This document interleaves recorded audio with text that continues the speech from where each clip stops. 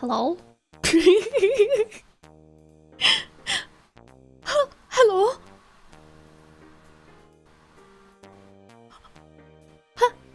Hello?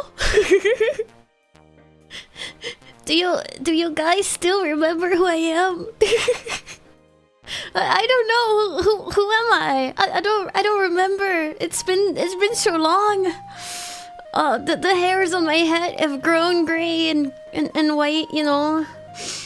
It's been that long. It was not supposed to be this long, guys. It was supposed to be this long. White? Oh. It was already white? Oh. Well, I guess we're good then. I guess we're fine then. Hi guys. Aw, thank you. Wait, chat seems to be working. I can remove Kevin. I won't remove him. I'll remove his mustache. I'll just make him smaller. Chat's kind of working today. Whoa! Oh well. Not completely, but you know, it's doing better than before.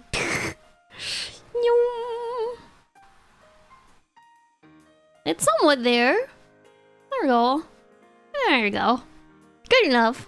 Is the stream chugging? I think it's okay on my end.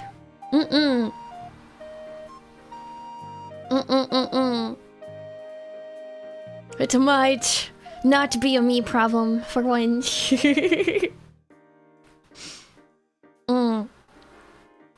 I don't remember promising anything.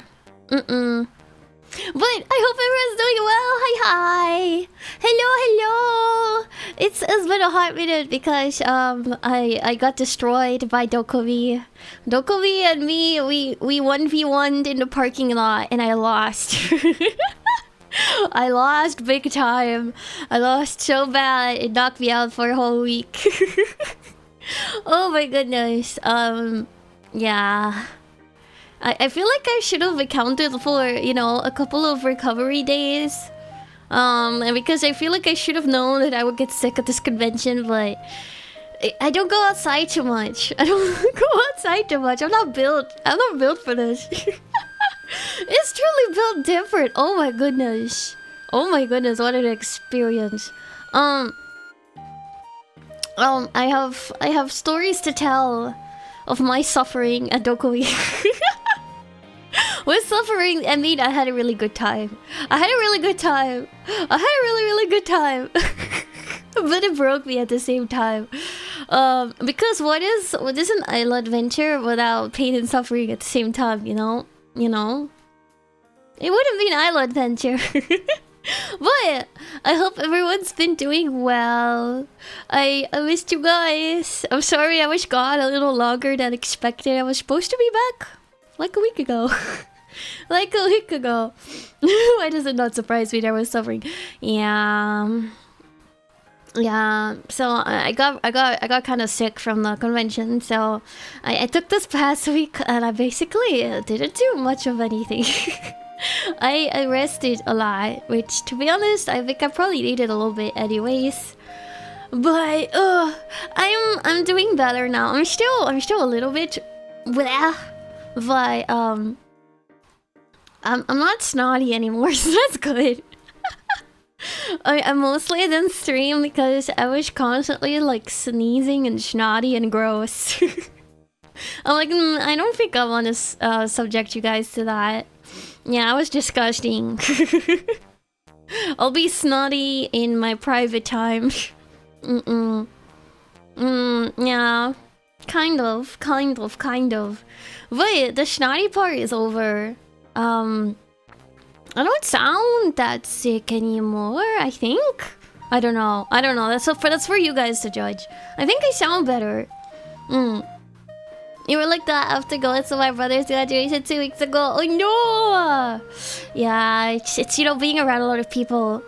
I wasn't used to that. It's been a while since I've been around a lot of people. I didn't throw up though. I'm not a person that throws up. Mm-mm. Oh nice. I hope work is going well. Welcome in, welcome in. Welcome in, welcome in. So yeah, today we're just gonna yap for a bit. I'll tell you guys about my adventures. And that'll be it. We'll keep it kind of like a relaxing stream today. You got your bachelor's degree! Let's go! Happy graduation, but the good kind! Congrats. Let's go. What? Okay. I feel like I should start telling my stories. So, my adventures started... When did they start? Oh my god, I feel like it's been like ages ago that I got back from DOKOMI at this point. Thursday. Oh my god. Oh, that was last month. May the 27th on Thursday. Whoa, that's so long ago. It's already June, guys. It's been a whole month. I forgot everything, guys. I forgot it all. Yeah. I can't believe it's already been last month. I guess technically, you know, the DOKOMI weekend went into June, so it makes sense, but I can't believe it was already last month. It's already like June 8th at this point. I'm so sad I didn't get to stream yesterday for 6-7 day. Yeah. Tippy! Wait. I need to mod you. Hold up. Be wrenched, Tippy. Yippee! Okay, perfect. Yay! So, lots of my stories are going to involve my dear friend Tepanya, because I adventured with Tepanya at DOKOMI. Of course, gamer. Who am I? I don't know. You tell me. I'm not graduating. I already graduated college, at least. Yes. So Tippy. Some of you may know her. Tippy, we need to collab sometime. I keep going on adventures with my VTuber friends who I've never collabed with. Oh, that's so terrible.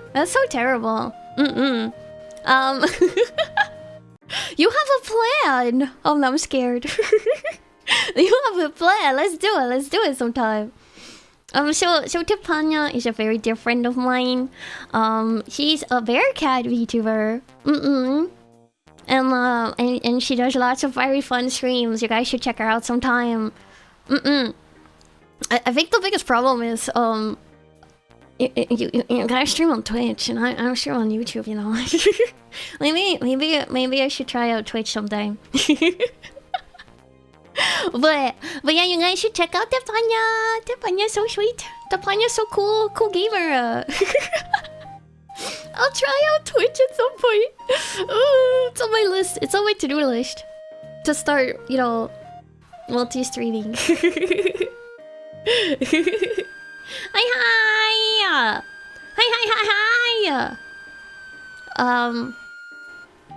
I don't know what's stopping me for Twitch. I have one. I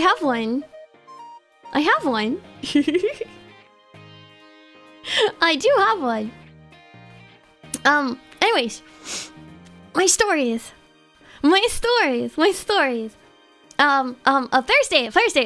Thursday. So, Thursday, I woke up really early because I went to the airport to pick up Tippy. Yeah, I picked up Tippy from the airport very early in the morning. It's like 9:30 a.m. I picked up Tippy from the airport because Tippy came to fly to the Netherlands first. so that we could travel to Dokomi together. So I didn't have to travel alone. And then we could show Chippy a little bit of the Netherlands before we went to Dokomi. So I picked out Chippy, and we were doing a speed running Netherlands trip on Thursday, because we only had how long was it? Like 7 hours. 7 hours. I had 7 hours. 2 hours in my belt, like, honestly, true. We had 7 hours to show Chippy as much as possible to Netherlands. So, our first destination. This was truly, I'm kind of surprised at how much we were able to fit in this day. I picked up Chippy from the airport, and our first destination was Amsterdam because, you know, it's like the typical, you know, people know the Netherlands from Amsterdam. We gotta go see Amsterdam. I'm like an Amsterdam hater. I don't care for Amsterdam that much, to be honest. It's like tourism town for me. But you know, to be I've never been to the Netherlands before. Thank you. So we're like, okay. If we wanted to see Amsterdam, I'm like, okay, I'll give you a 2-hour Amsterdam speedrun tour. So we went to Amsterdam.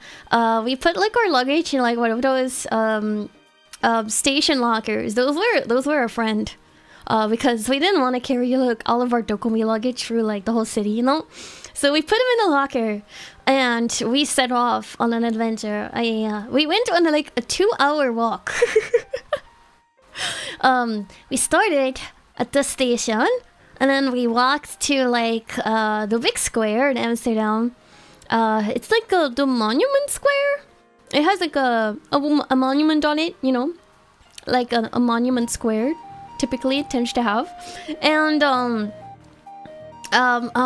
this is the square where my favorite attraction of Amsterdam is usually, and this is the guy that I call the Pigeon Man. But you know, according to Ayla look and Ayla fashion, the Pigeon Man, who's always there, he wasn't there. I was so upset. It's like a plaza. It's like a plaza. There's a big monument on this plaza. It's like the first plaza you walk into. If you like head out from Amsterdam station and you just walk down the big street that everyone walks down on, you end up on this square. Yeah. And on this square, usually there's like at least 100 pigeons, and there's this one guy, and he's always on a bike. And he has like pigeon feed, right? And he's always there. Always! Except this day! But, you know, if I ever take friends to Amsterdam, like that's my personal favorite part of Amsterdam. But yeah, you can pay this guy to like feed the pigeons, and they will like climb all over you. It's kind of insane. It's kind of insane. He's my favorite attraction of Amsterdam, and he wasn't there, so it's kind of sad. Well, yeah, that was our first stop. So we looked at that. Then every capital city has at least one Pigeon Man. You gotta collect them all, you know. Gotta collect them all the Pigeon Man in the world. But from there we walked down Kalverstraat, which is you know, the main street of Amsterdam. It had all the shops and everything. So we walked down that street and just kind of like perceive the stores. Then when you come out of there, there was like a little flower market area that we walked past. I looked at all the bulbs that you could buy, but we couldn't buy because, I mean, I could buy them, but Tippy wouldn't be able to buy them because they don't let you take those on the plane. Yeah, Kalverstraat is the most expensive street in Dutch Monopoly. Oh my gosh, you know, when growing up, I always played Dutch Monopoly. I never thought about that.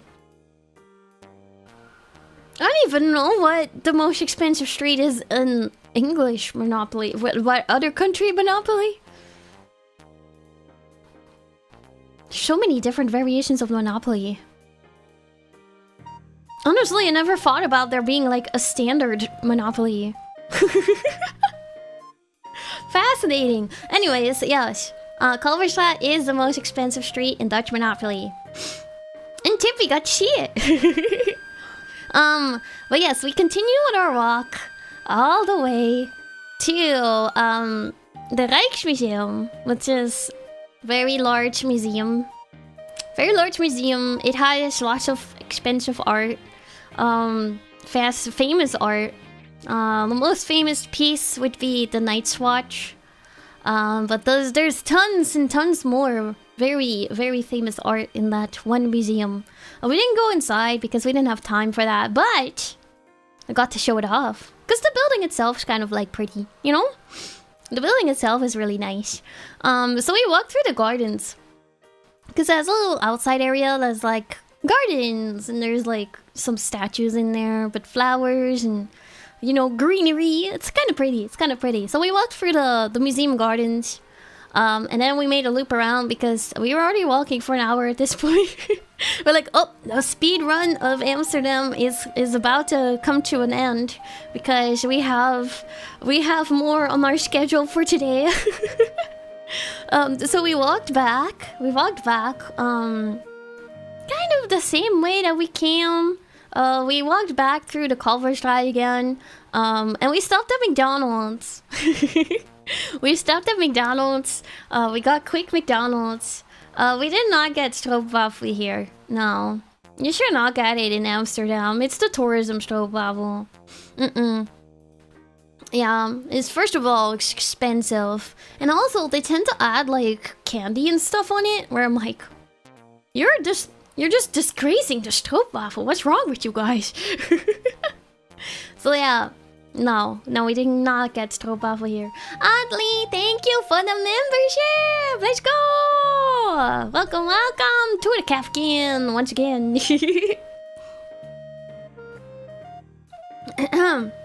What did I get at McDonald's? I got a fish sandwich with fry sauce, you know. Always gotta show the friends that come by the fry sauce. Very important. Very important. Gotta go to McDonald's and eat the fry sauce. That was it. That's all I ate. And cola, you know, of course. Duh. Yeah. So we sped ate McDonald's because we had to catch a train. So after McDonald's, we like speed walked over to get our luggage. The speed walk ended up in us running. We got to work out. Honestly, I think this is what broke my legs.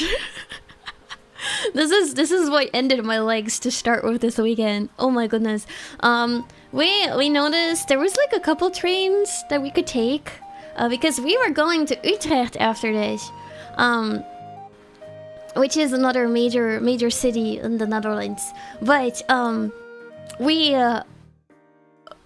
calculated what was the final train that we could take, and we were getting close to the final train that we could take to make it in time for our Utrecht plans, and it was cutting it kind of close. This was like kind of the second to last train that I felt comfortable with. But I really didn't want to push the train after that. Because, it would have put us really tight in time. So,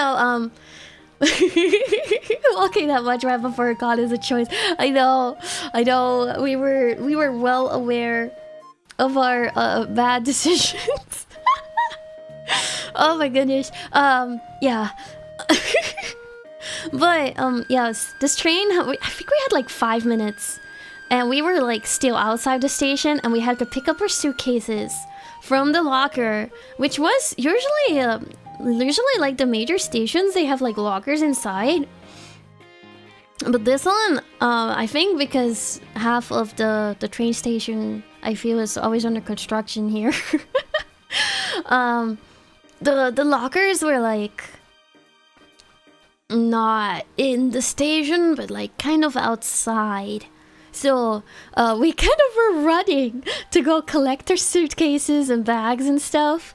I for this weekend I brought a weekend bag that you carry, so it wasn't like a rolling suitcase that I usually would bring. Simply because on my way to the airport, I did not want to risk trying to take this bus again, guys, because the bus never comes. But I also didn't feel like walking.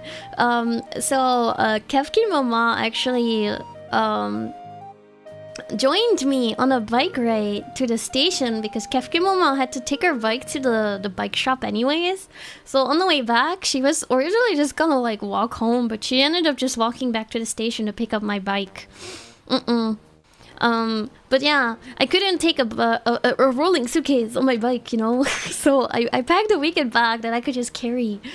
But the downside is that I had to carry it. Ooh. So yeah, picked up the bags from the lockers, and then we had like 3 minutes for this train, so we had to run. We had to run so fast, because we did not want to miss this train. We were running. I was running with a heavy weekend bag. Tiffy was running with like, she had like a backpack, another suitcase, and another bag.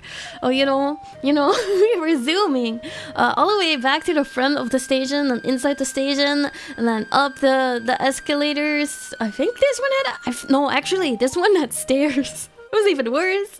It was helping Tiffy carry the bag up the stairs. And we ran, and we caught the train. We caught the train, guys. We did it. Yippee! We sat down in those seats, and we spent like a solid 10 minutes catching our breath. That was the exercise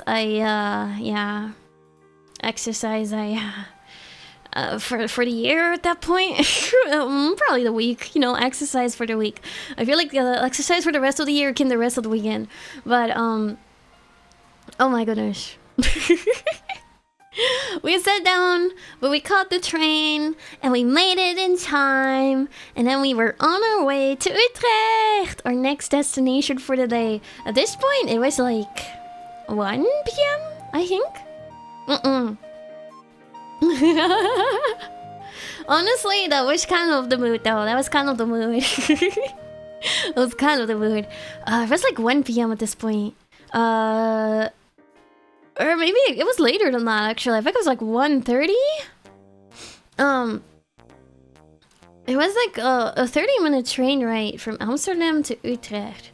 And then when we got to Utrecht station, what we had planned for Utrecht was that we booked a boat tour. Which is why we had to be there at a specific time, because that's when we booked our boat tour, which perfectly fit in our afternoon.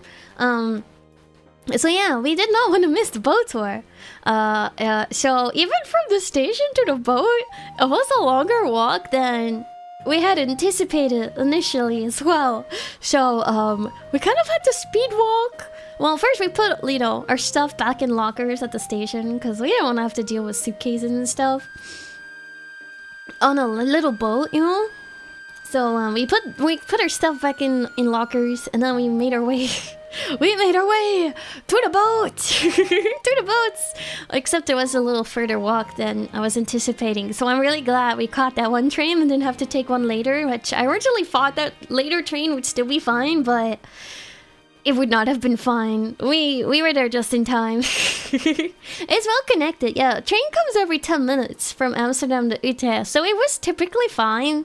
But we did not have an extra 10 minutes. I think we got there like 5 minutes before the boat left. So we got there like 10 minutes later than that. We would have missed that boat. So I'm glad we ran. We contemplated it for a second, but I'm glad we ran. We made it. So we got to the boat in time. And we booked like a... It's kind of like an afternoon tour cruise through the canals of Utrecht, which is really, really nice. So Utrecht is pretty unique. I learned so many things. I learned so many things about Utrecht City.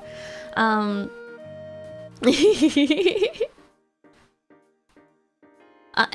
a nose? I'm a nose? I'm a nose? But yes, we got in the boat, and it was already kind of warm, guys. It was kind of warm. No, this is a pattern for the whole weekend, to be honest. We had a heat wave. A heat wave. It wasn't too bad yet on Thursday, but it was kind of warm. I know we were on a boat, sitting on a boat. You don't like Utrecht?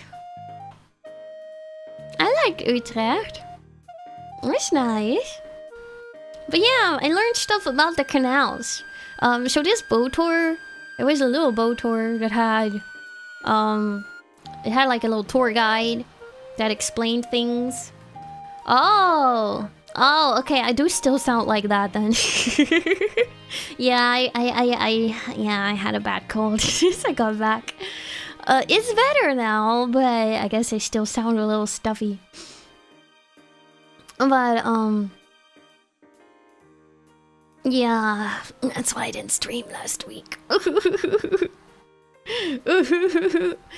Utrecht is pretty nice. It's pretty nice. We had like a little tour guide, or there were like 2 other groups on this boat. It was very quiet though. Probably because it was a Thursday afternoon, you know. But they also gave you free drinks on the boat. Well, I mean, you kind of paid for it in the pricing. It was not expensive though. But I got cola.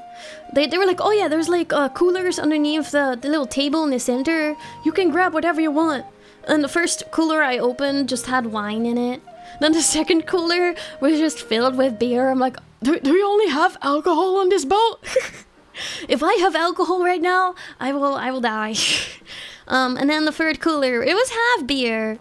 The other half was cola. So I'm like, okay, I'm good. Thank you. Thank you, I'm good. You're a sane person. I'm pretty sane, I would say. I think I'm pretty sane. But I got my cola, and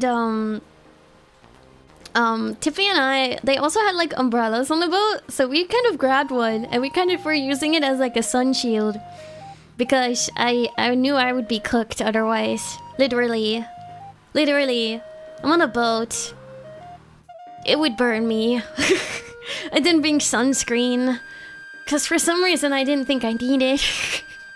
I was wrong. I definitely needed sunscreen that day.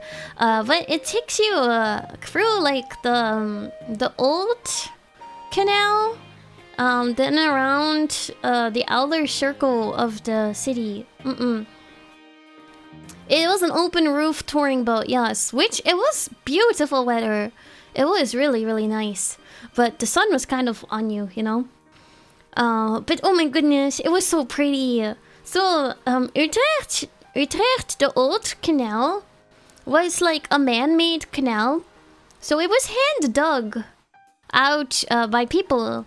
And because of that, it kind of created like a really unique structure where it's 2 levels. So there's like the lower level, which is also where you got on the boat. And then there's like a wall, and that's when the upper level is. Because, you know, when you dig to the side, it creates like a hill. It creates a hill. And you have to like take the stairs from like the normal level down to get to like where the water and stuff is. Yeah, leveled waterway is really cool. But then, inside the walls on the side, you have the lower level. Inside the walls, they dug tunnels. Because, you know, in the olden days, the canal was I'm being a tour guide right now. I paid attention, guys. I paid attention. I was fascinated because it was also really pretty.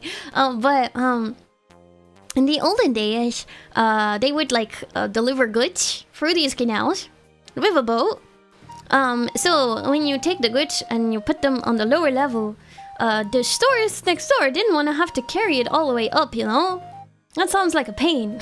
Agreed. So instead, they dug tunnels straight to like a basement underneath their store. So the whole side of the walls has all these like tiny little doors. It's really cool. It's really cool. And basically they're just like tunnels. Some are huge. Some are actually really, really deep. And currently they're still kind of in use. They have like restaurants in them. There was a gym in one of them. An art gallery or like an art place. Yeah, it's really cool. A megaphone effect. I wish I could do like easy sound effects. It could be fun. I don't know how to do those. But it was really cool. And they also have like trees on the lower levels that actually like were pretty big and made the whole like canal really, really green as well. They were really, really cute. Hi, welcome in. It's really, really cute. Yeah, I don't have a stream deck. Maybe one day. I haven't felt too much of a need for one at this moment. But yeah, it was really pretty. So I was just enjoying this boat ride as this boat guy is just talking about the city. We took the boat and the old canal kind of goes past the main. It's like a very big church tower in the city, which is very famous. It's like the famous building in the city, but it's really, really pretty. And oh my goodness, it was just so pretty. So imagine this: you're on this like very cozy canal. The sun's out, but you know you kind of get some shade from like all the trees. So the canal is like a street with like houses on each side, but it's very, very green. And then in the distance, you see this really tall, pretty church tower, and it's beautiful. It's beautiful. Yeah, the dome. Utrecht, the dome tower. That's what it's called. It was beautiful. I don't know if I took pictures. Did I take pictures? Wait, hold up. I feel like I did, but I don't remember at the same time. Did I take pictures? Can I show you guys? Ding, ding, ding, ding, ding, ding, ding.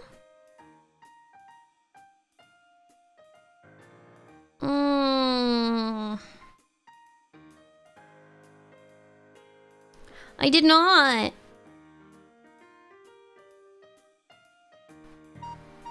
I did not. Dang.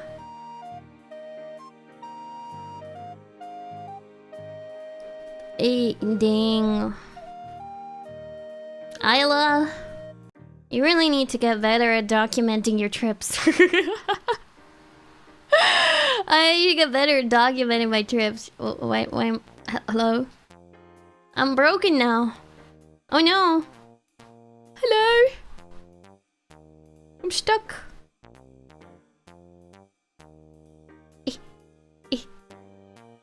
Well, that's unfortunate. Why?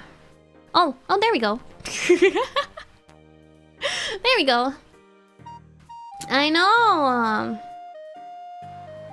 I need to better document my trip so I can show you guys.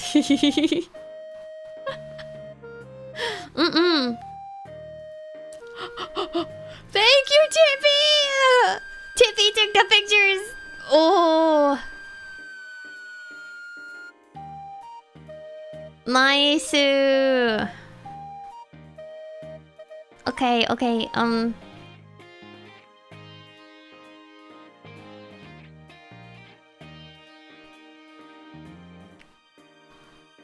This was cute.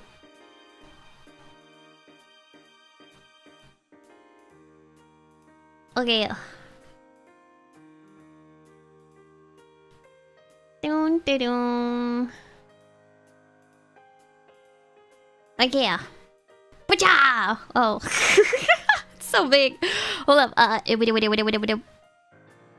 Fit to screen.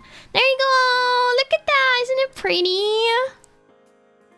So this is what the canal looks like. So you have all the big trees, and there's like the lower area, so people are like sitting there. There's like a restaurant, and then up there is like the street with the houses, and you're just chilling on the water. It's so peaceful, so peaceful. My afternoon is great. I hope you're doing well too. Welcome. And then we also have blurry picture of a person on a bike. Oh yeah, it's Tippy and me in the boat. In the boat. Yippee! And yeah, I brought Ayla. I brought myself on adventure. And the blue sky. It's the church tower. We're so small. We're so small. But it's so pretty, right? Look at this big tower. The dome.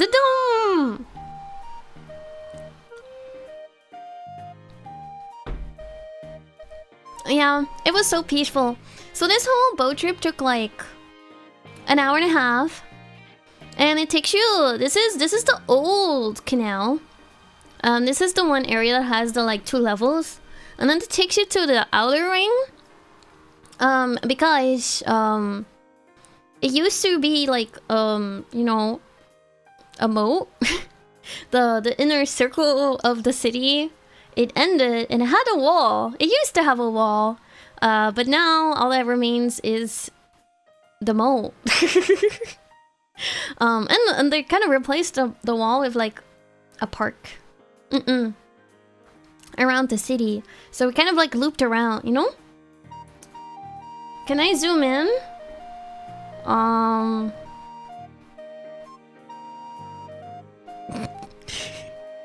Nice tower.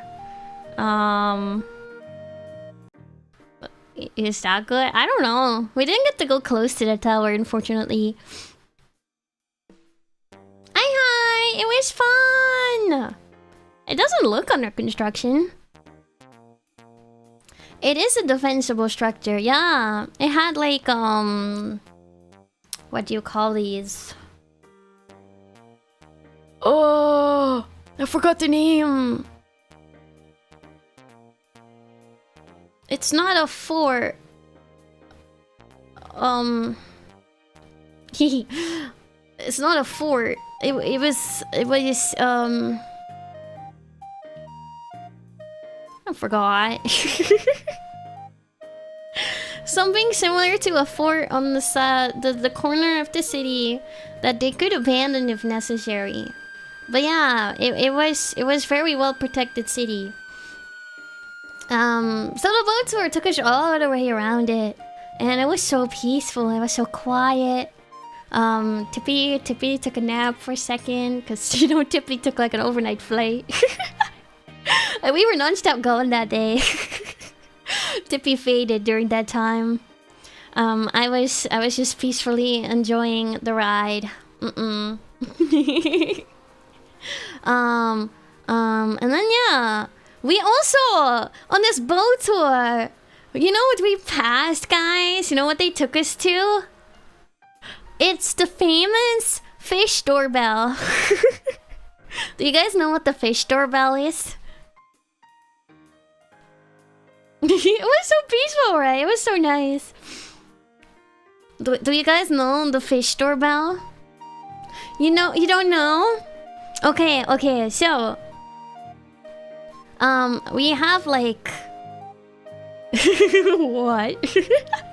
We have like solutions, you know? We're very good about working with water. It is a doorbell that involves a fish, yes. We're pretty good with water, but in this case, the sluice kind of like separated or like cause the fish to not be able to go from one side to the other. And they could like, you know, they put like an opening in there for the fish to be able to go through. However, if they leave it open all the time, predators will just kind of guard the hole, and the fish won't be safe. So what they did is they created a door, and they put a camera at this door, and they're streaming 24/7. So on the live stream, it's on a website. There's a live stream going 24/7. Wait, can I go on it? Fish doorbell.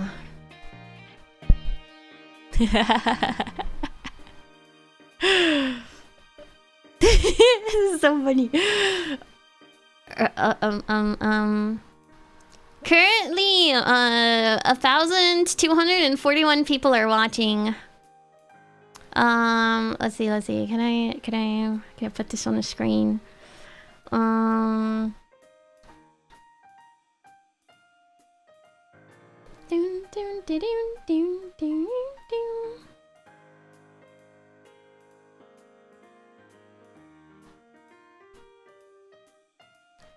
Give me just 1 second. Fish doorbell. This is what it looks like, guys. It's a doorbell, and there is a It is a thing. This is a live stream. This is live right now, guys. What was that? So whenever people would see a fish, right? You can press the little... You can press the little doorbell over here. And I think if it gets a certain amount of like rings, there is a person there that can open the door for the fish. I'm not joking.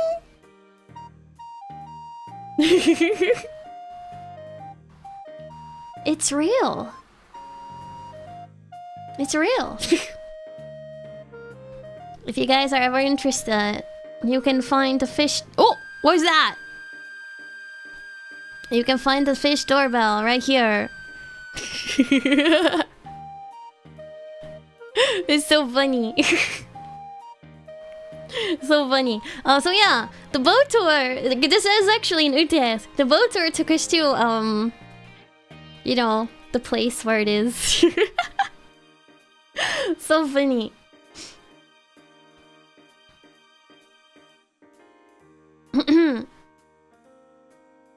Whoa! There's so many bubbles. Oh, I cannot get distracted by this thing. Okay. But yeah, the boat tour took us there. It was fun. It was fun to fun to see it. People were like swimming in the water over here too, cause it was warm. Bubble cam. And then it took us back to the beginning. It was a very relaxing and fun boat tour. And we got off the boat, and we made our way back.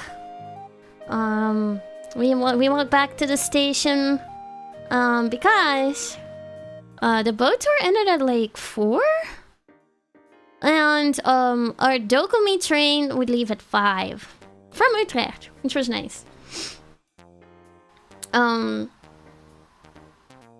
So we went back to the station and just picked up our suitcases, and we bought some like snacks for the train ride. And oh my god, this is where something really weird happened. I'm still kind of like amazed at, you know, this happening to us, but we were buying snacks at the grocery like convenience store, and we were paying. I finished paying mine, and I was standing next to Tippy, and Tippy was like, you know, scanning. Yeah, we haven't even gotten to Germany yet. We're still in Utrecht. Tippy was scanning. We got like onigiri, which was actually kind of good. Onigiri and like, you know, drink and like snackies. I bought stroopwafels, but Tiffany was like scanning, and this guy comes, and he's to Tiffy like, can you buy this for me? I was like holding up like a beer. We're like, no. And you know what he did? He literally just scanned it. He literally just scanned it. Like, bruh. Yeah, it's a random guy. He looks kind of sketchy. Just scanned it. So we just like, you know, removed it. We're like, we're not gonna pay for your. I mean, it was like $2, but we're not gonna pay for your $2 beer. I don't know.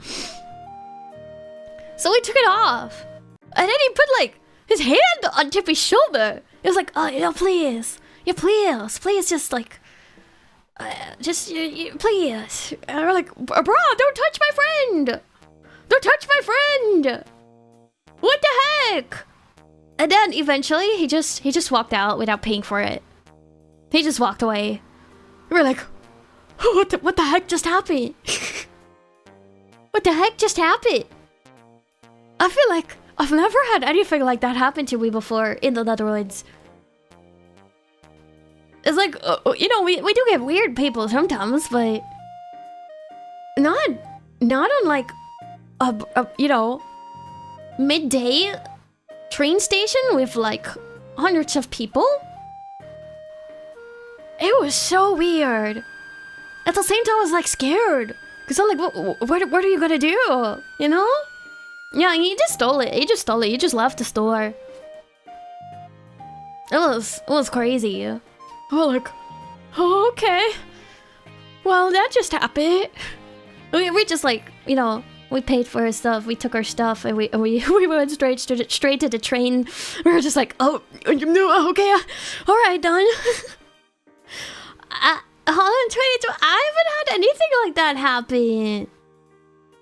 Well, it's crazy. It was crazy. Yeah.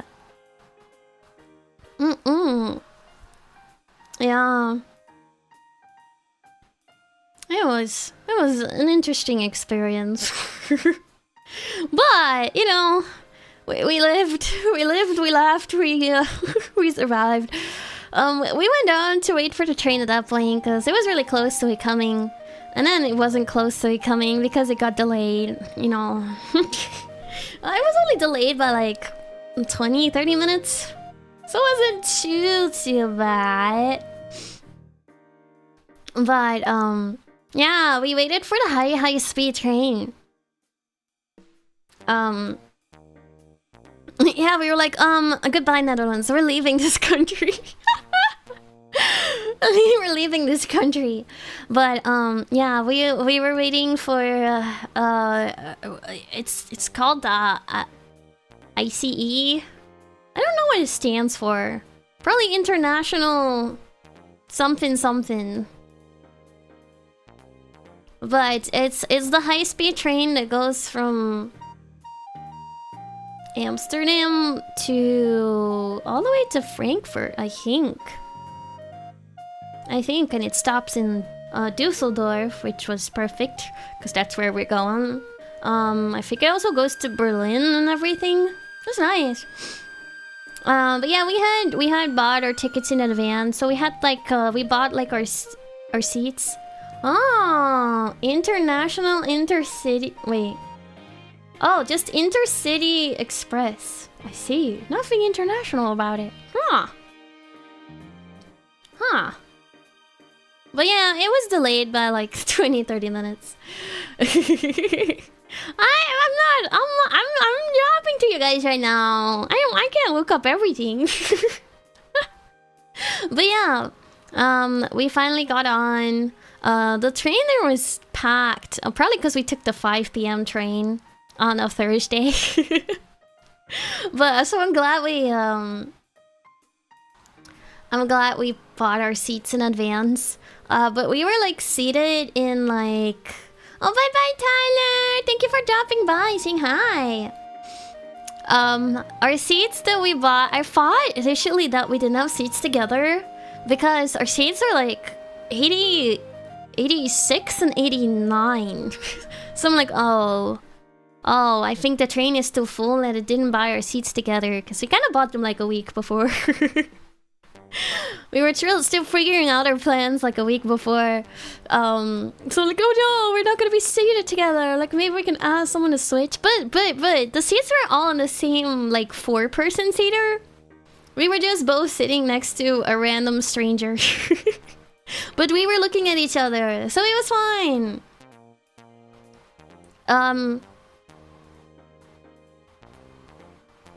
It was delayed. It was delayed. So yeah. Overall though, the ride was really smooth. I ate my onigiri on the ride. Probably stink up the train. But you know, other people were having massive burritos, so I think I was in the clear. I think I was in the clear. Yeah, no, the train ride itself, it was like an hour and 40 minutes or so. But yeah, we were supposed to arrive like 6:45, but we ended up arriving like 7:15 instead. But the ride was smooth. It was nice. It was nice. Train go very fast. Went up to like I think 200 kilometers an hour. Very zoom. So yeah, we made it to Germany. Germany!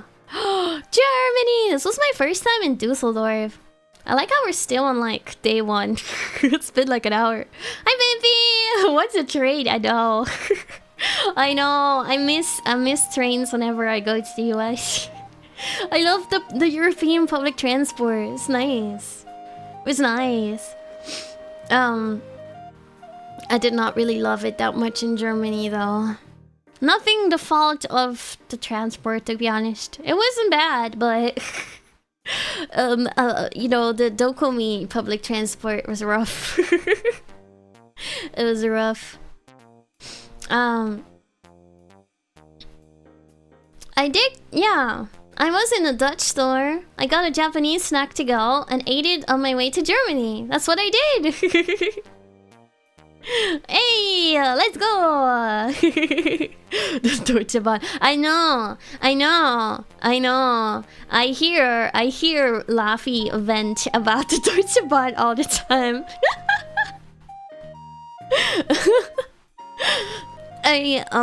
Yeah. I love that for her. I'm glad we don't have anything that bad. I know people complain about the Dutch public transport a lot, but I don't think it's that bad, to be honest. But regardless though, it was nice. A bit bumpy, yeah. The Deutsche Bahn? Or just the high-speed train? I love the Dutch trains. I love them. But yeah, we arrived at like 7:15 and we got to our hotel. And oh my god, this is where the horrors actually started. So, there was a heat wave, right? We're in Europe, right? You know what we don't really have much in Europe? It's this thing called air conditioning. You know what this hotel also didn't really have? Ventilation. You just walked inside the lobby and you just instantly get hit with this wave of warmth. And I'm like, oh no. Oh no. I was really hoping for some AC in the hotel at least. I know like most houses don't have AC, but I feel like typically hotels might. We don't usually have it just because, you know, the 1 week out of the year that it gets warm, that you're actually kind of warm. Like, I don't have an AC at my house, but usually I'm fine. You just, you know, the Dutch way of opening all the windows. Or I guess it's the European way. Our windows are nice. Our windows are nice. Yeah. People can have it, but as long, most of the time you don't really need it. It gets warm like that, like one week out of the year, maybe, usually. Yeah. Yeah. I think the biggest problem is that a lot of like places are kind of built to hold in the warmth, because we deal with, you know, the colder weather more often than the heat. So when it is hot, it's just really hard to get rid of the heat. And this hotel specifically, it was angled in such a way, outside it was actually a gorgeous temperature, but inside, the wind, imagine like a street with like, you know, buildings that are higher rise, but not high rise, but like they're just taller. Wind can only go a certain way, and it was not the way of our window. It was not the way of our window. So there was just no air in that room. It was hot. It was hot. We fully opened, wide open these windows. That hotel hated us. It was so hot. It was so hot. We got like 2 different fans from like the lobby desk. We got 2 different fans that were just blowing inside of the room. Also, hi new, welcome. It was 2 fans. It was kind of doing something a little bit. So what we kind of had going on was at night we would open up the windows like crazy, blow out the fans as much as possible, and during the daytime we would close everything, including the curtains, to try to keep the heat out. But you know, it's if it was very successful, I don't know. But we survived. We also had 5 people in a very small room. So I slept on the we had an air mattress. I don't think we were supposed to have this many people in this room, but no one, you know, as long as no one finds out, it's fine, right? It was holding on. It was holding on. It was not moving air at all. I think I was also like the person that was the furthest away from the fans. Cause I had an air mattress that was like in the initial hallway of the room. Then we had like, it was like a double bed. So 3 people slept on the double beds horizontally. You can't call the apartment police. We're no longer in the country. We're safe. We're safe. They can't come for us. But yeah, 3 people were sleeping horizontally on the bed, and then there was like one little pull-out bed in the other corner next to the window, which was probably the most cool one over there, because it was next to the window. So at night, at least you kind of get a little bit of cooler air, maybe? I don't know. I was on the opposite side of the room. We were like 5 people in like a small room. Yes. Listen. Money. Money. Money. Wait, I'm freezing. Hello? I think my phone's a little hot, so it's kind of struggling. It's remembering the heat. It's remembering the heat. bunch of VTubers in a clown car. That's exactly what this room was. So yeah, every day we kind of like deflated the air mattress and put it in the closet just to kind of like hide that we have more than 3 people in this room. Yeah. I think the max for this room was like 3. We were in there with 5. It was already hot before we even got there, though. I don't have AC. I don't have it. But you know, overall, it wasn't that bad though. It wasn't that bad. Hi, welcome. It wasn't that bad. We ended up getting dinner, and then kind of zonked out pretty soon after that. The problem though is that we did have the windows completely open at night, cause we had to, or we would actually suffocate. But the biggest problem was there was a tram stop in front of the hotel. So like every 10 minutes or so, the tram came by and it was so freaking loud. Like, I'm like, oh my god. So we had to choose between suffocating or the noise. Cause you know, our windows are wide open. So there was no filter for this noise. Yeah, it was freaking loud. I think the trams ran until 2 AM and they started again at like 5 or 6, maybe? This I was probably spared the most from because I was the furthest away from the window, so I probably maybe had a slightly bit quieter experience than the rest, but yeah. I put on my sunglasses, they make me cool. I should have thought about that. I should have brought my sunglasses. By the way, the boat tour did give me a slight burn. They did slightly burn me, yeah. But, yeah, we survived our first night because we were just so tired anyways.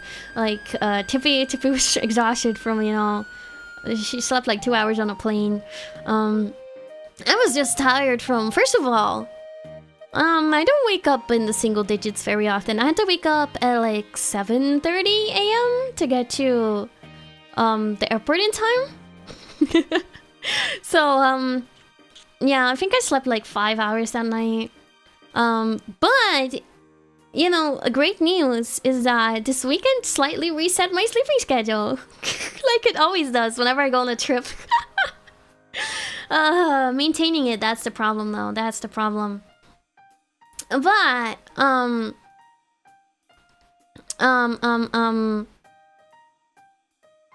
what was I gonna say? I slept pretty decently. Well, I did not actually. I woke up every like 2 hours. I think I slept like, it was like, I definitely fell asleep at like 11, maybe midnight. I would have loved one of those mini AC units. I don't think I woke up around like 7 or 8. So I think I slept pretty okay. But I did wake up like every 2 hours because there was another tram. Or I was probably the noisy one as well. I hope I didn't keep anyone else awake because I kept turning. And the air mattress is like... Look, I'm sorry. I'm sorry. But I slept. I slept. And woke up the next day. And we ended up going to... our hotel was right next to the head station, Hauptbahnhof. Düsseldorf Hauptbahnhof. Which was very convenient, actually. But there was a Lidl there, so we went to the Lidl and got like breakfast. I got croissant. Hauptbahnhof. I got croissants and like breads and stuff. It was yummy. I got Spezi! I got Spezi, guys! I had the Spezi! Which is, it's just cola and Fanta in one container. But, you know, everyone was going crazy about the Spezi, so I had to try it. You know, I love cola. I used to make that combination on my own. I didn't actually know there were places that just pre-made it like that. I tend to like mine with a higher amount of cola than Fanta, though. I feel like this was a pretty 50-50 combo. I feel like the Fanta gets overpowering very quickly. It needs like 75% cola and then 25% Fanta for me. But it was good though. It was good. The weird, it's not weird. I feel like it's pretty common for people to like mix their cola and their Fanta. I used to do it all the time when I was younger. But we got ready. You know, got put on clothes. Wanted to look good, you know. I didn't do anything like cosplay or anything like that. I was just very normal. Just kind of enjoying the weekend. I'm like, heck no, it's like hot. It's hot as heck. I should try the other brands then. Ah, already pre-mixed in a can. Yeah, it was good though. Oh yeah, the US has a lot of like those fountain drinks machines where you can add flavors. Cherry Coke is pretty common. They sell it separate like bottled as well, but yeah, some have like flavors like, yeah, orange, vanilla. Oh, vanilla Coke is pretty common too, but raspberry. There's some like weird flavors you could add because they're all like syrups and stuff. Yeah. No worries. I hope work goes well. Thank you for saying hi. But yes, after that we embarked on our journey to DOKOMI. Mr. Pibb, that's just the other brand Dr. Pepper. The other brand Dr. Pepper. I don't think we have that here. But yeah, we made our way to DOKOMI. So we had to take a tram. Or train, I don't know, train, tram. For me, I would say it's a metro. Maybe a metro. Bless me. Thanks. I didn't sneeze though. But it was really nice because the DOKOMI ticket included transportation. So you have basically a free tram card for the whole weekend. As long as it's inside the city, you could, for the duration of DOKOMI days, you could, take the tram for free, which was really nice. We made it to DOKOMI, guys! We're 1 hour in! Yay! We're DOKOMI! But it was like a 30-minute tram ride. 30-ish minutes. And, you know, the amount of people that are getting on this train, I think it starts... I don't know. I think it starts at the head station where we were like staying at, and the convention hall was the end station of it. So, you know, everyone is filling this platform. We're talking about DOKOMI. Yeah, I went to DOKOMI. We finally got to DOKOMI, but everyone's filling this platform. This whole train station was just filled with cosplayers. It was kind of fun to see, but trying to find seating, trying to even get in the train was sometimes really hard. So the entire train is like completely stuffed with people. We actually found seats on our very first train there, which was really nice. But yeah, it was completely stuffed with people. But we made it there. There were like 2 entrances to get into the convention hall. We kept taking the north entrance, cause I think it was closer. But basically it's the end station of the train. I cosplayed as AylaYew. Exactly. I know what it feels like because I've been in rush hour in the Netherlands too, but oh my goodness, it was bad. It was bad. It was fun to see all the cosplayers though. But you get off the train, everyone gets off the train, so you're in like this giant people mass when you get off this train, and you see the stairs that lead up to exactly where you want to go, except you're not allowed to take them. They make you walk around. They make you walk around, then walk to the back, across, all the way around one of the like big halls that they have. Then they make you enter that hall. Then they make you loop that hall at least 6 times. And that's where the bag check is. And then they scan your ticket. And then you walk through it and you walk upstairs. And that's exactly right above the station where you started. And you know how long that took? Like 30-40 minutes. And it's not waiting. That's continuous walking. Actually, I have to praise Dokomi for the way they handle lines, because the whole lines were all continuous walking. Even though there were so many people, everything was always moving. So even though you had to go through that whole like line, you were never standing still. At the same time, that was kind of the pain of it though. You were never standing still. Yeah, that was a lot of steps. I want you guys to start guessing how many steps I took that weekend. How many steps I took that weekend. Oh, it was crazy. Yeah, so my feet are already dead. And you know, 6, 7 30k the whole weekend. Yes. 50k. Everything. I can't track just the lines, but I know what I walked. 80k. Okay. You're pretty close. 420. It was 90k.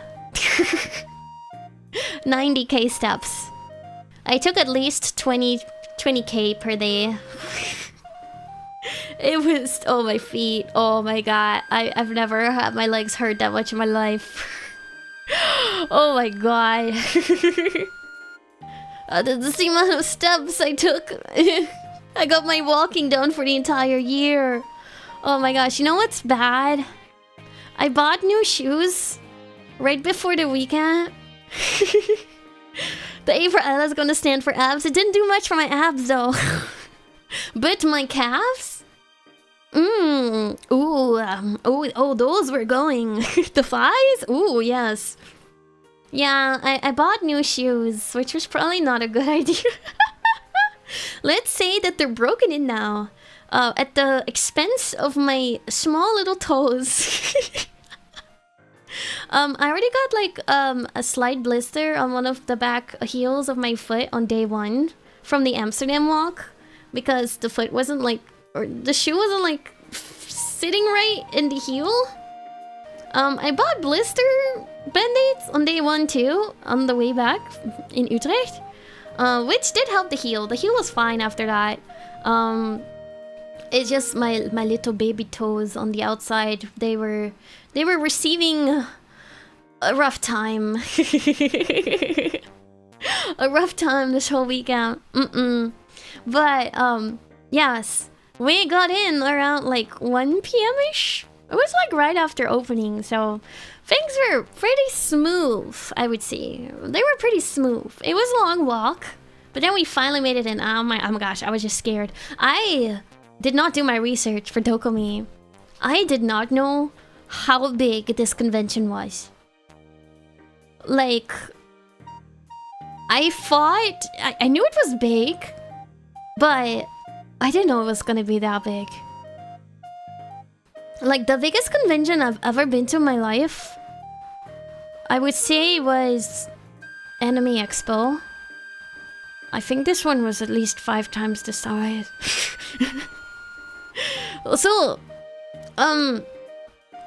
first of all, it had like 5 or 6 vendor halls alone. 5 or 6 vendor halls. No, AX is not small. That's the problem. It's not small. It's not small unless there's just parts of AX that I never explored because it was so busy. But oh my gosh, there were like 5 or 6 vendor halls alone. A vendor hall, you know, the hall where you buy stuff. where that has booths and stuff. Usually, I'm used to cons having one, maybe two. One or maybe two. No, AX is definitely smaller. It's definitely smaller than Dokomi.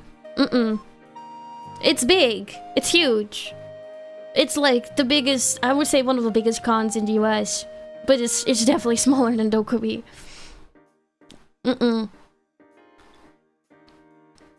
But, there was a vendor hall for... The first one we'd enter...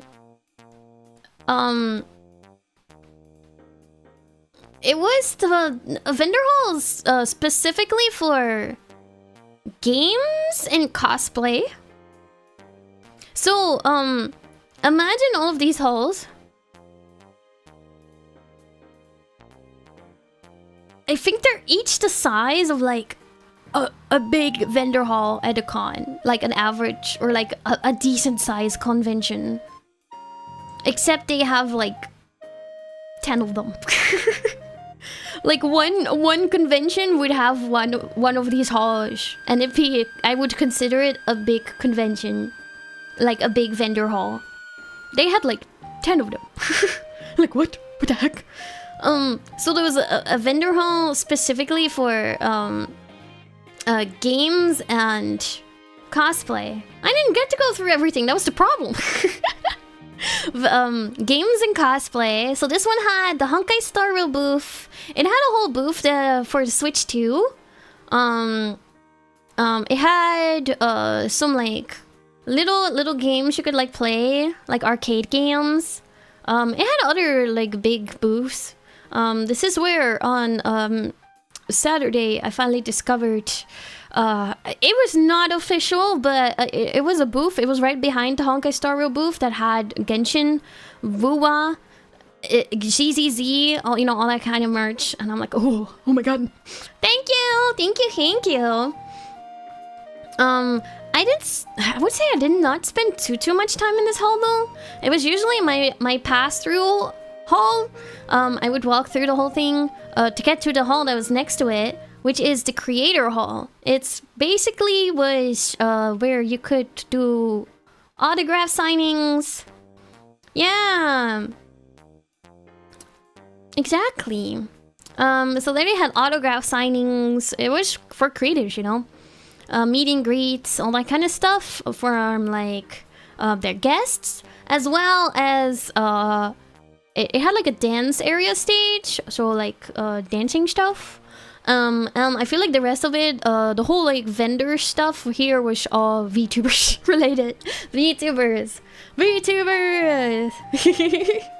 Yeah, listen, I was on a mission. So yeah, this hall was like VTubers. So it had all the booths where a lot of friends were doing like meet and greets that weekend. It had OG Connect, Future Legends, V-Star. They were all doing like meet and greets throughout the weekend. There's more. There's definitely more than that. And then there were like artists or like some like VTubers that had like individual booths that they buy. Basically selling all stuff related to like streamers and creators and content stuff. I probably spent most of my time in this hall. It was, I would say, the most breathable hall. In front of the dance area was like a big open space, and it had lots of like seating, which was nice. I would say it was a more quiet hall, which was still crazy as heck, busy as heck, but more quiet compared to the others. So day one, I did some meet and greets. I walked in. I was kind of exploring the hall first. The first person I met was actually Ayla. I didn't even know she had a meet and greet, but I saw her on the screen. I was like, oh, I want to say hi to Ayla. So I said hi to Ayla. Yes, we honked together. It was a good time. We honked. And I took a picture. I took a picture with the goose. Yeah, it was very cute. She was very cute. I'm glad I got to see her. After that, I did a checky. So OJ Connect, they do like the V checky thing. So like streamers can take like a checky photo with like, you know, everyone that visits them. It's really cute. It's really cute. Yeah, foxes and geese can be friends with the besties. So yeah, I went to the Lavi and Shu checky session. So I bought a checky to take with Laffy and Shu. Except they were in like 3D. They were in 3D, but Laffy's motion wasn't working. So my Laffy was standing man emoji. And Shu and I we basically did like the prom photo picture. We did a prom photo picture. Yes, I will treasure that checky forever. They even drew on it for me. So they decorated as well, and you get to pick it up later. It was really fun. It was really fun. So yeah, I got my checky. With Shu and Laffy. Then I don't think I met anyone else that day.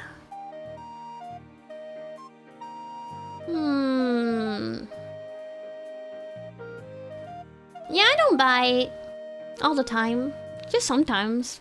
Not often. I don't think I met anyone else that day. So afterwards, we kind of like explored that hall. Got to look at all the cute merch. And then we embarked to a new journey. We stopped by to get a little bite to eat. At the booths, the food stalls and stuff. I think, or did we? I don't think we did. No, we did not. We did not do that day. Oh yeah, I guess this was the day we actually ate before we came. Yeah, I bite if you take my cola. That is true. That is true.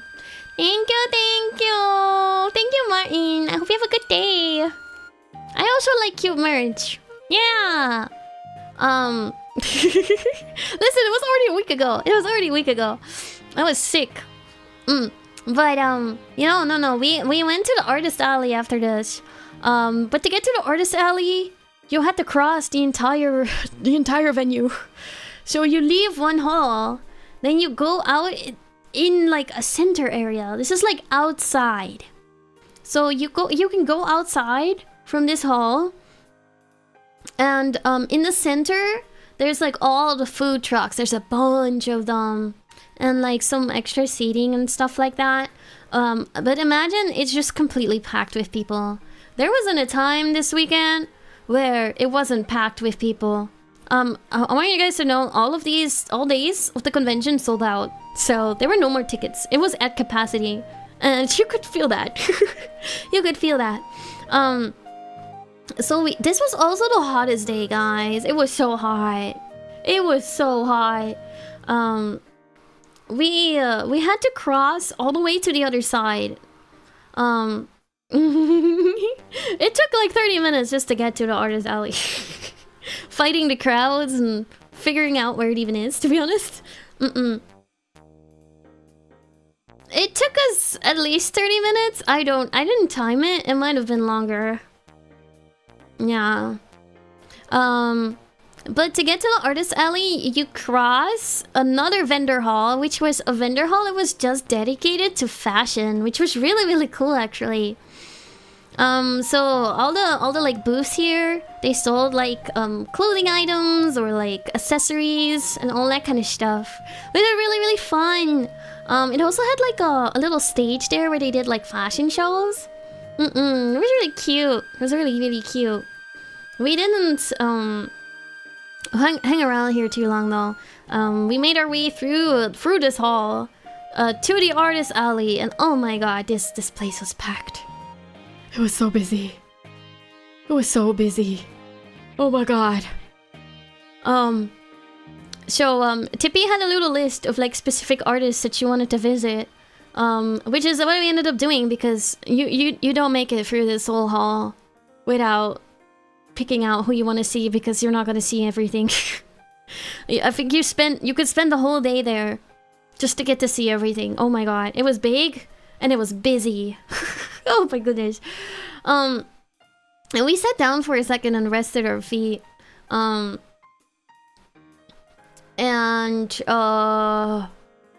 made friends with a random person that was that was chilling there too. I forgot what we even talked about, but we made friends with a person.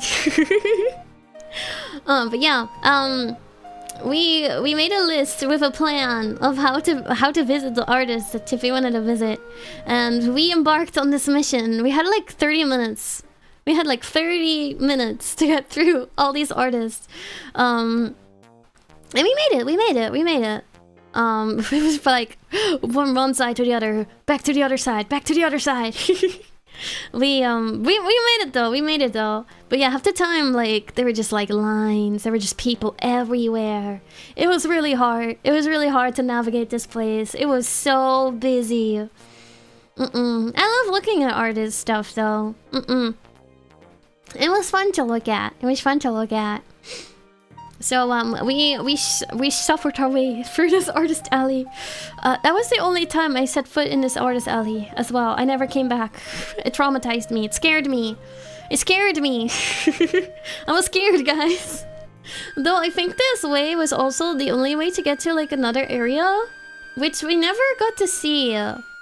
But it had like a whole like stage theater room there, and some smaller like panel rooms, I think. I don't know, I never got to go there. Never made it. It's a mystery. I will never find out what was there, unless I go back one day. But afterwards, we went back to the creator hall, because we were gonna meet up with friends, because we were gonna go eat hot pot. We had hot pot plans that evening. Yep. So we met up with our friends, and then made our way to hot pot. And we arrived. We got like a private room. So you could get like a private room, and you just had to like spend a minimum amount of money, which was like 450 euros. 450 euros. We had like 11 people though. Yeah. It was like a 10-person, 11-person room. Yeah. But we arrived at Hot Pot. It was actually kind of difficult though. It was still kind of difficult. But at least, you know, like, that's the amount of money you're gonna spend, at least. So if you don't make that amount, you're still gonna spend that. Which, you know, between 11 people, it's not that bad in terms of pricing. That's kind of like what I would spend on Hot Pot anyways, typically. It depends on who you bring. That is true. We ordered so much food. We had like a tomato base soup, and we had a spicier one. I only had the tomato one. Yeah, we ordered so much. I had so much of like the beef rolls, and I had I think I was the only one that ate it. I ordered shrimps, and I was the only one that ate it, so I had like a whole bowl of shrimp. They were very good. Yeah, the thin sliced beef were so yummy. I also met up with Shu and Laffy here, by the way. So Shu and Laffy were here too. Chicken feet. They did not have chicken feet here. Thank God. They did have pig brain. No one ordered the pig brain. Did not order the pig brain. I had shrimps. I had the sliced beef. We ordered like these like fried pork bellies. They were so good. Little crunchy fried pork bellies. I did not dump them in the soup. What else did I eat? Dang, did I only eat sliced beef and shrimp? Maybe I did. Maybe I did. Noodles! I had some noodles. Ooh, ooh, ooh. So we were like, oh, you know, we're slowly getting like full, but we're only at like you know, 300 something, 350 or something euros. Like we need to order more stuff. You know, people got like drinks and all that kind of stuff, but like we need more stuff. We need more food. So yeah, we ordered the 60 euro Wagyu beef. We're like, you know, we're getting full. We're gonna spend this money anyways. This is free Wagyu. That's how this math works. Free Wagyu, guys. So we had a plate of Wagyu beef slices, enough for all of us to get one slice. There was 11 slices. That was my first time eating actual like Wagyu. Oh, it was so good. It just melted in your mouth. It was so good. I wish I could have eaten more of it, but yeah, that was $60 for one slice per person. Yeah, listen, we had to fill the amount of money, and we were not gonna fill it otherwise. We would just be wasting food, so might as well just order the Wagyu. Lives with 5 people in a 3-person room just to spend 60 euros on Wagyu. Listen, it was delicious. It was delicious. It was so good. Get the Wagyu. Get the Wagyu. It came out to $5 a person for the Wagyu. But yes, they also had desserts, so I ate ice cream afterwards too. And we perfectly hit the amount. So it worked out. It worked out good. We got to eat our fill, eat Wagyu. I got to eat ice cream. And we hit the amount. You're jealous, that's fair. That's fair. It was really, really yummy. It was really, really yummy. I was kind of scared because I'm like, oh my gosh, I have to cook this Wagyu myself. What if I don't cook it right and I ruin the Wagyu? But no, I cooked it good. It was so good. It was so good. I want it again. So fatty. But yummy. Yummy, yummy, yummy. So yeah, I had a Wagyu. Afterwards, we went to karaoke. We went to karaoke. It was kind of funny because we left the building of the hot pot. And we went to go walk to karaoke because it wasn't too far. It was both in like little Tokyo area of Dusseldorf, which was actually really close to our hotel. I didn't even know because we took an Uber to the place. And I'm like, oh god, we're probably like really far from the hotel and everything. But apparently we're like just a 5-minute walk away. It was nice. It was nice. But yeah, we went to go karaoke, but you know, we left the building of hot pot and it started like storming. It got so windy. We're like, oh god. It started dripping for like, it was raining for like 5 seconds. But somehow the rains held out. They held out. We kind of got there dry, which was nice. Thank goodness. Thank goodness. You've been there. You've been there. The specific hot pot. The specific hot pot. That was a nice place though. That was a nice place. So yeah, we got to karaoke. And they didn't let you take anything edible inside.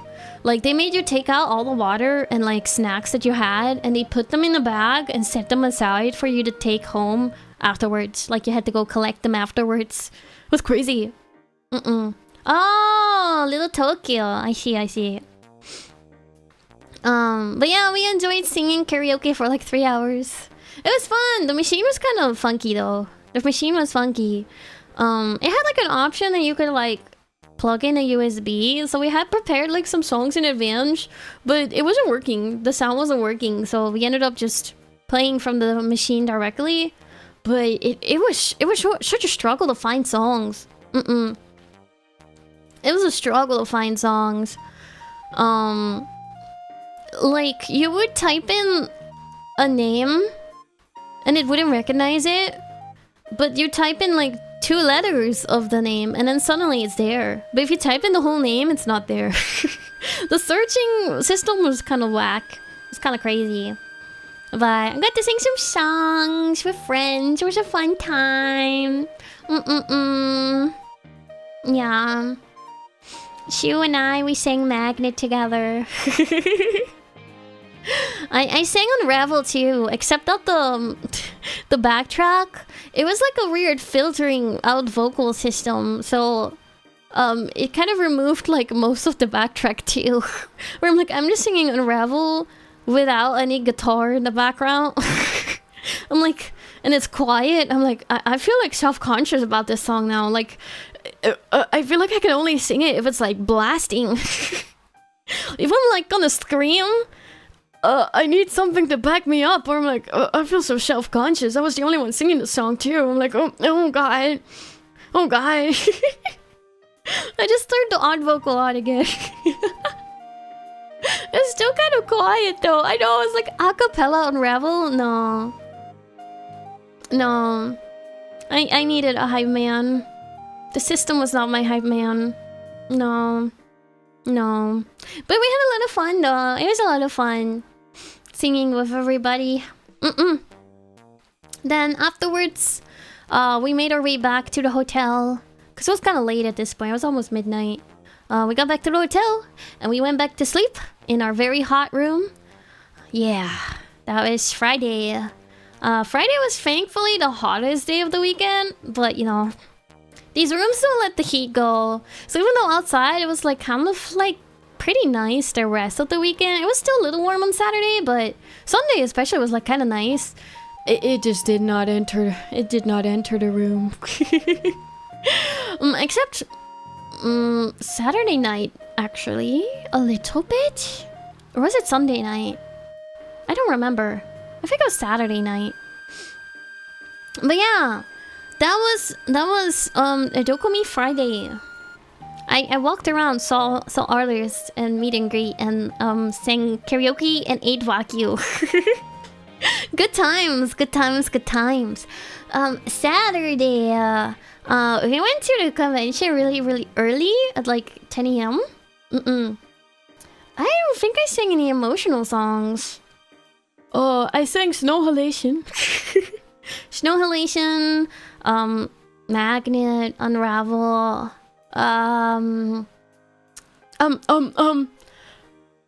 Bring me to life. Wake me up inside. I did sing that one. That's pretty emotional. Save me. Yeah. Can't wake up. Save me. Save me through the dark. I was doing the girl voice and someone else was doing the guy voice. It was fun. Bring me. Oh my gosh. Yeah, no. It's popping off at this karaoke. Popping off. I gotta say, we were filled with a room of really good singers too. So really good singers. Everyone could sing really well. It was really fun. Okay, Saturday. I woke up early. We got through the con around like 10:30-ish. It was already busy though. Did our 40-minute walk from the train station inside the convention. I went to a meet and greet. I got to meet Rio. Otoharu Rio. I love Rio. He's a funny lad.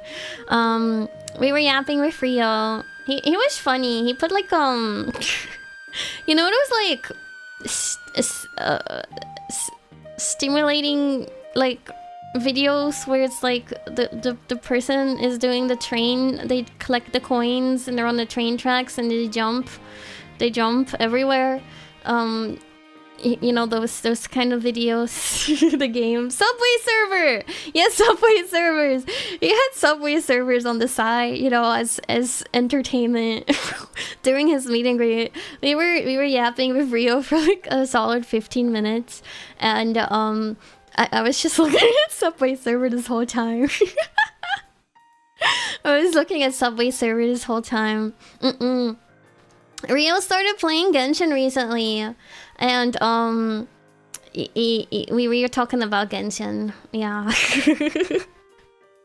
We're talking about Genshin. We're getting another one into Genshin, you know. Yeah, Rio's the pink hair guy. Shrimp guy.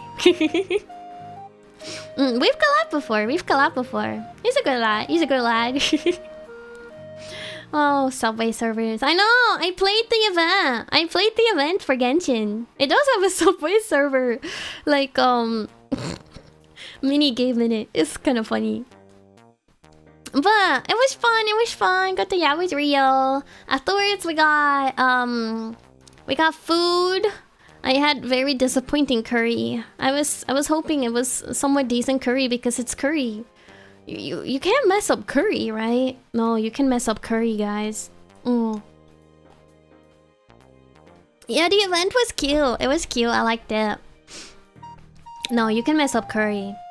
They put way too little curry blocks in there. So it had like no flavor. I don't know how to make curry with a microwave. Well, you can get microwavable curry.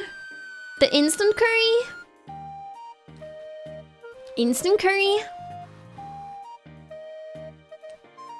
I feel like overall curry, if you just like, you know, boil some potatoes and carrots, maybe onion, or fry some onion. You know, instant curry was better than this. Instant curry was better than this.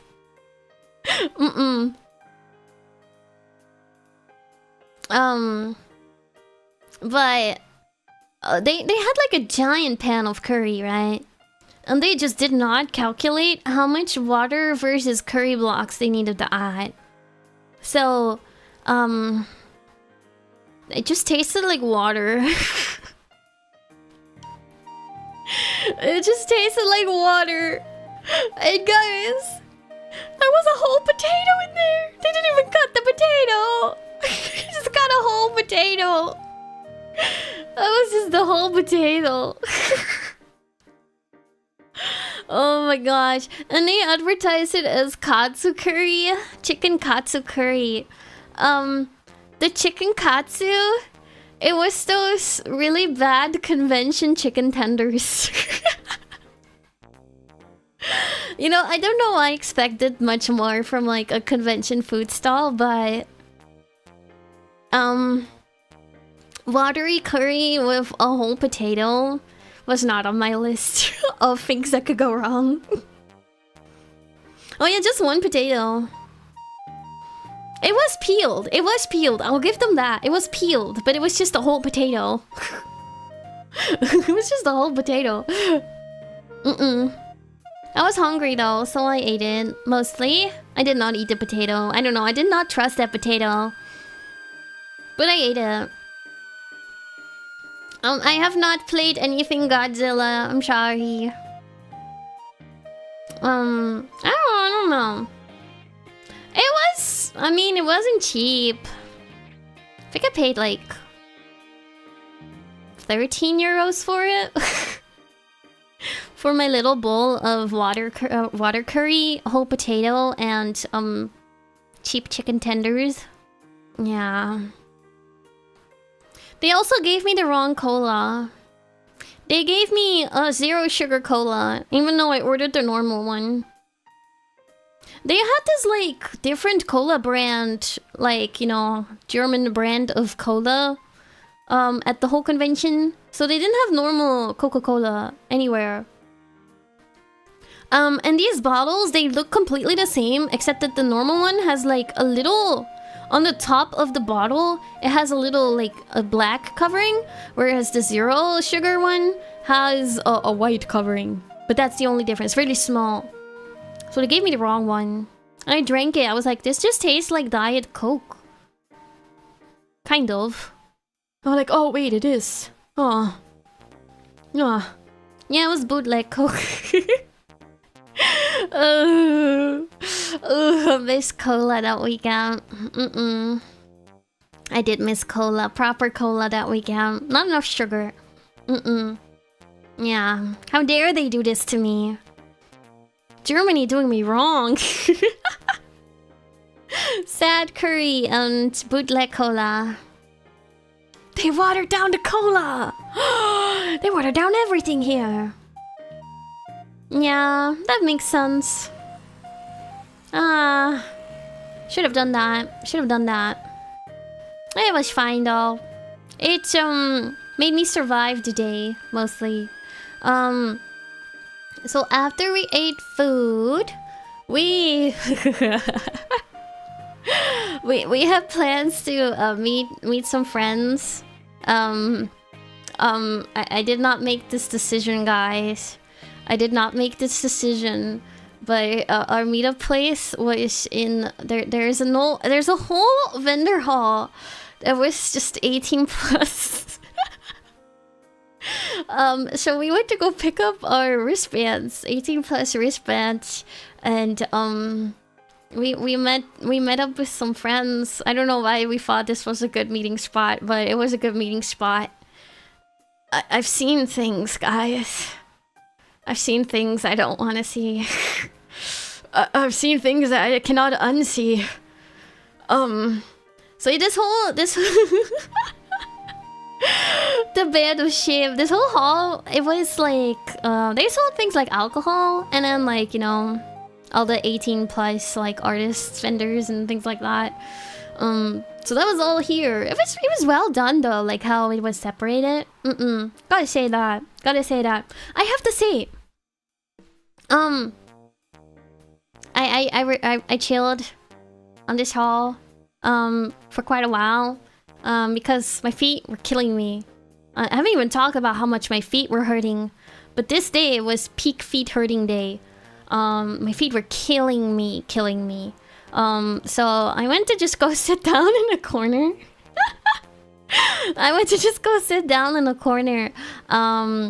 Cause somehow this hall had just the slightest hint of AC. I could feel it in this corner. In this corner against the wall, it had the slightest hint of AC. And what I haven't told yet was, this entire convention place, because of the amount of people that were there, I had zero service this whole weekend. And somehow, this one corner in the 18 plus hall, I had service.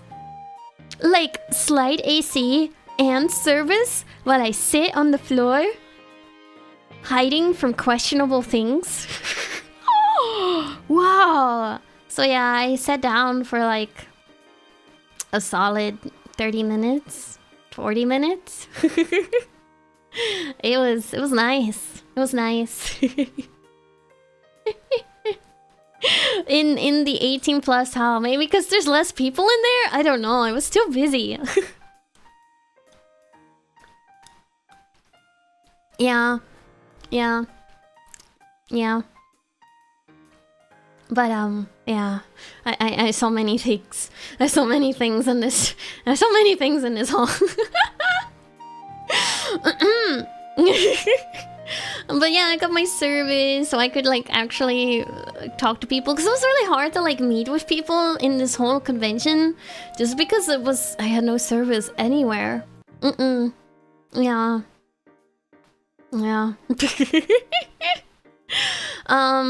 But yeah, I hung out here for a bit. Then met up with people again. What did we do after this? I was just kind of chilling for a while. Oh, no. We went back to the creator. Oh, there was no public Wi-Fi. No. Unfortunately not. We were left to our devices, which were not working. No service, no Wi-Fi, no nothing. Some people were fine, but... yeah. I got nothing. I had nothing. My occasional little bursts of service that comes through, and then it sends a message that I tried to send like an hour ago, and then it says that I sent it just now, and I'm like, no, I sent this an hour ago.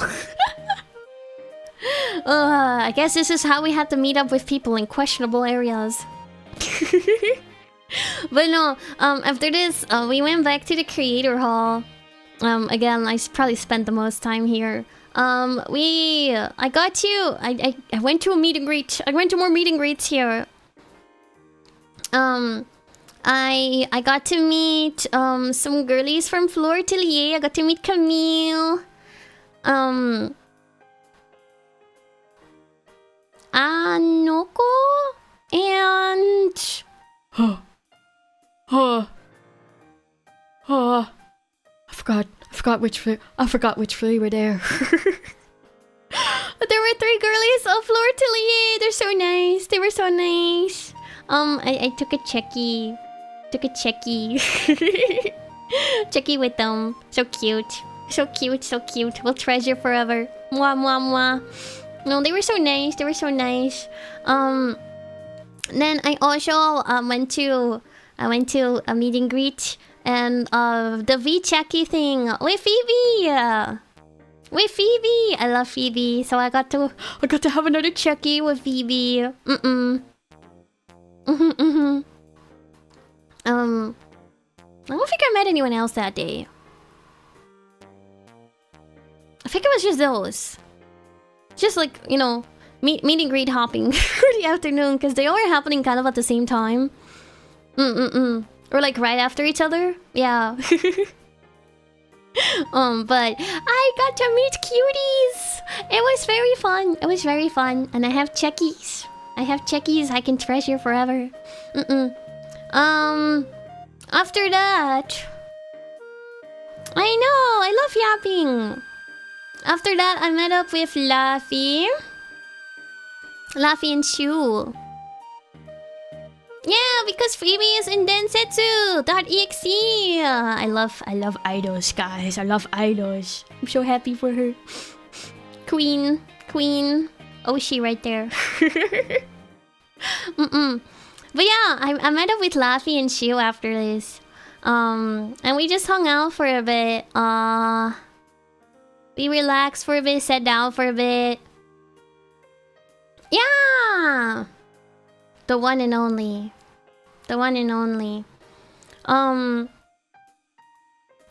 We went to the gaming room.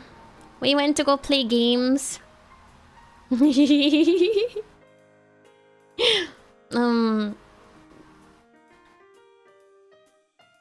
plan to play some games together over there.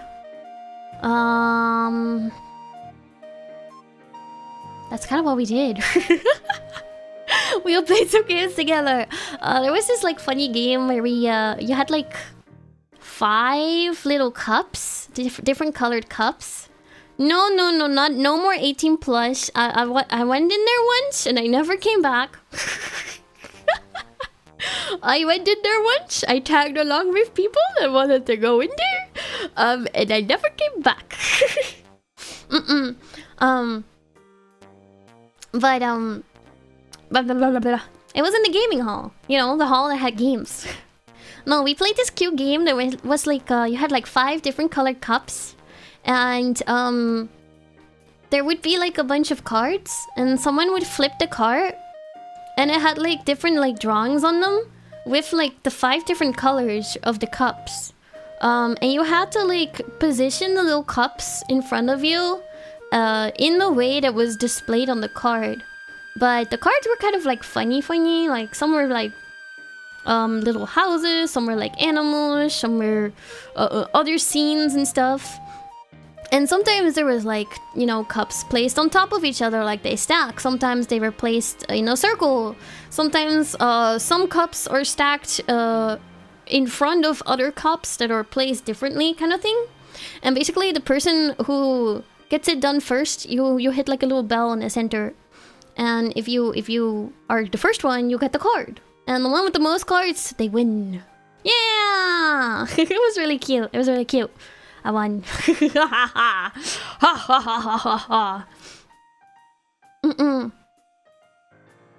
Oh my god. I would love to just see fan art of me in general someday, though. maybe not in that hall, but you know, if like a artist would show fan merch of me, normal ones, you know, normal ones. That would be really cool. Would be really cool. But yeah, we played together. We wandered at some other games as well. We ended up at the like Switch 2 booth, so we played a round of Mario Kart, you know, as we do. It was the new one, the World Mario Kart though. It was my first time playing it. It was kind of like interesting. It was interesting. I still prefer the current one, you know, the older one. The Lux 8 is my bestie. But after that, Shu and Laffy had to go, so we said bye-bye. This is where I had spotted the Honkai Star Rail booth and the other gacha booth that was behind it that had just like general like, I think it was all official merch though.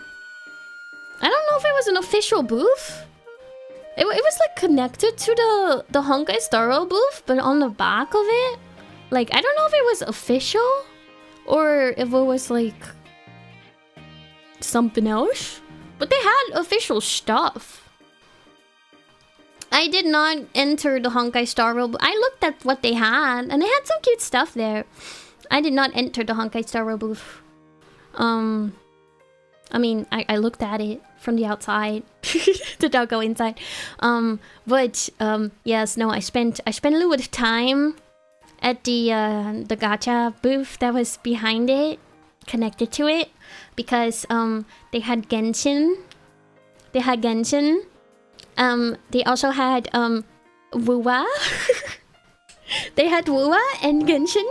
I'm like, oh no, it's over for me. They had I took a picture with it. I can't show it obviously, but they had a Wanderer cutout. I poked his cheeks. I poked his cheeks. Yes. Yeah, I may have spent like, yeah. They did not have Albedo, but they did have Kinich. I bought this like really cute little sleepy Kinich like plushie. It was really small. It's a small one, but so cute. But they did have brand. They had a lot of brand actually. That's where my pain came in. I was so debating which brand items I was gonna buy. I had to make decisions because I just couldn't take it all home. So I bought two things. I bought two things aside from the Kinich plushie because he was just so cute. It was so cute. It was just so cute. I don't know. I feel like brand gets involved in like a lot of like merch collabs. Cause this was it looked like it was part of like another like merch collab. I don't really know. But I bought a mouse pad. So random.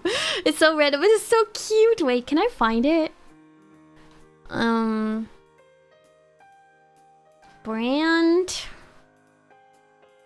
Brand Wuwa mouse pad. Come on, Google.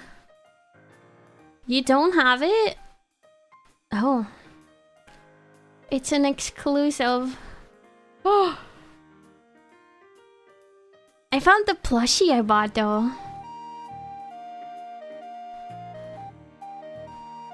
Oh no. I found it. It's from the same like drop.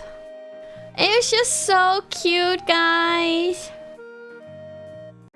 Wait.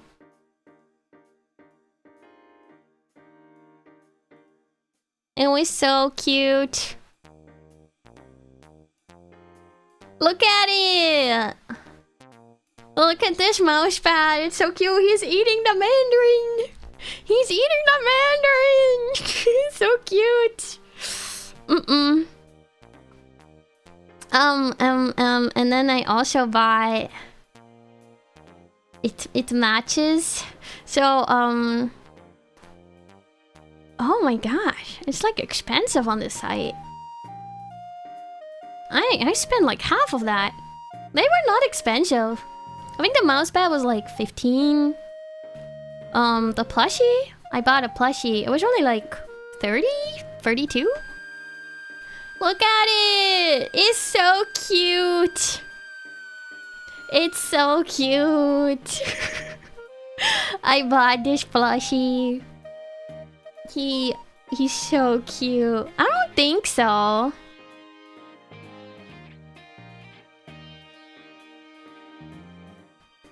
I don't think it's bootleg. Maybe it is. I don't know. It was cute. The thing that they also had though, I was debating between the plushie and this one. The plushie and this one. They had this. I was debating for quite some time. I was debating from quite some time, guys. It's like a body pillow, but like smaller. It's not like a full body pillow, but it was a pretty like decently sized one. It was also like 30 something. I didn't get it because I had no way of bringing it home. It didn't fit in my bags. Also, I didn't want to show up at my house with this. I didn't want to carry this around out in the open, you know? I'll feel so embarrassed.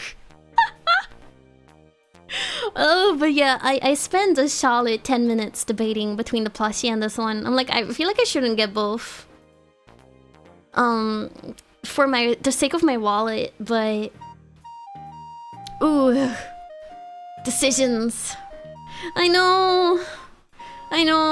Maybe I'll find him again someday.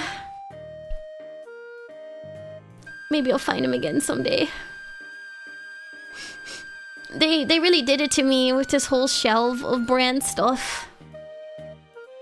They also had things like keychains and all that kind of stuff from this specific like merch drop. The other characters that were involved in this specific merch drop. Oh, they had like sleeping masks and stuff. Okay, let's see if I can find the Kinich plushie I got. It was so cute. Oh yes.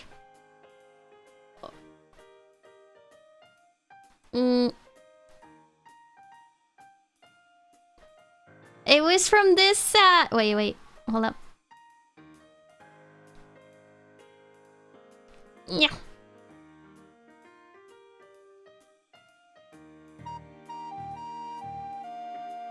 Wait.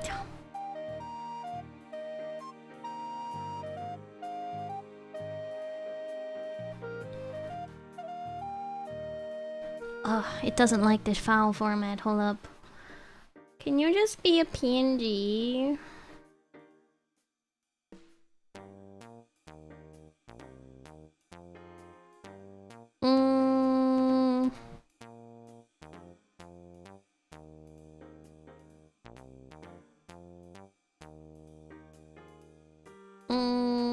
This'll work.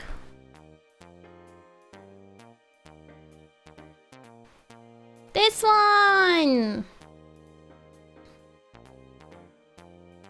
Look how cute they are! They had all of them. They had Kinich, they had Tainari, and there was Shao, Ayato, and Nuvilette. They're all so cute. I feel like I had to get Kinich. Considering he's like my main on my team. I would have been broke if they had Albedo. Why do they never make Albedo stuff? They hate me. Kev Papa, Kev Mama, Kev Bro. This is the Kev boyfriend. His name is Brad. Oh my gosh. Wait, that's actually happened to me before. I had like a necklace once. It was from the Skate anime, Skate the Infinity, but it had the name of like the main character on it. And my family, they asked like, "Oh, is that the name of your boyfriend?"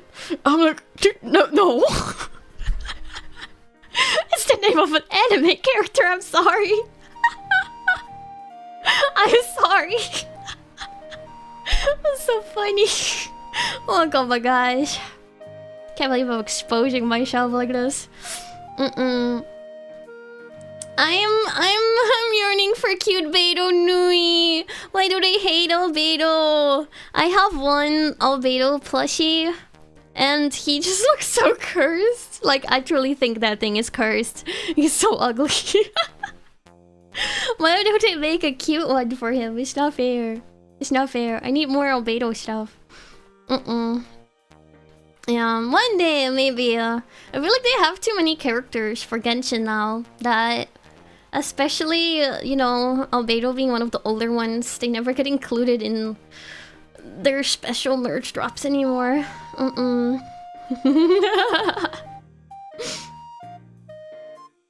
Yeah.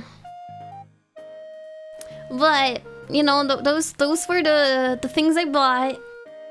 Those were the things I bought. Never say never. I know! I can only dream. I can only pray. One day. Or maybe I shouldn't, for the sake of my wallet. For the sake of my wallet. But, Albedo body pillow.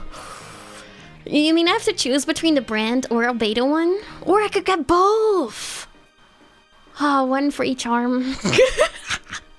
Anyways, that's the stuff I bought. I spent like 75 euros. Good purchases.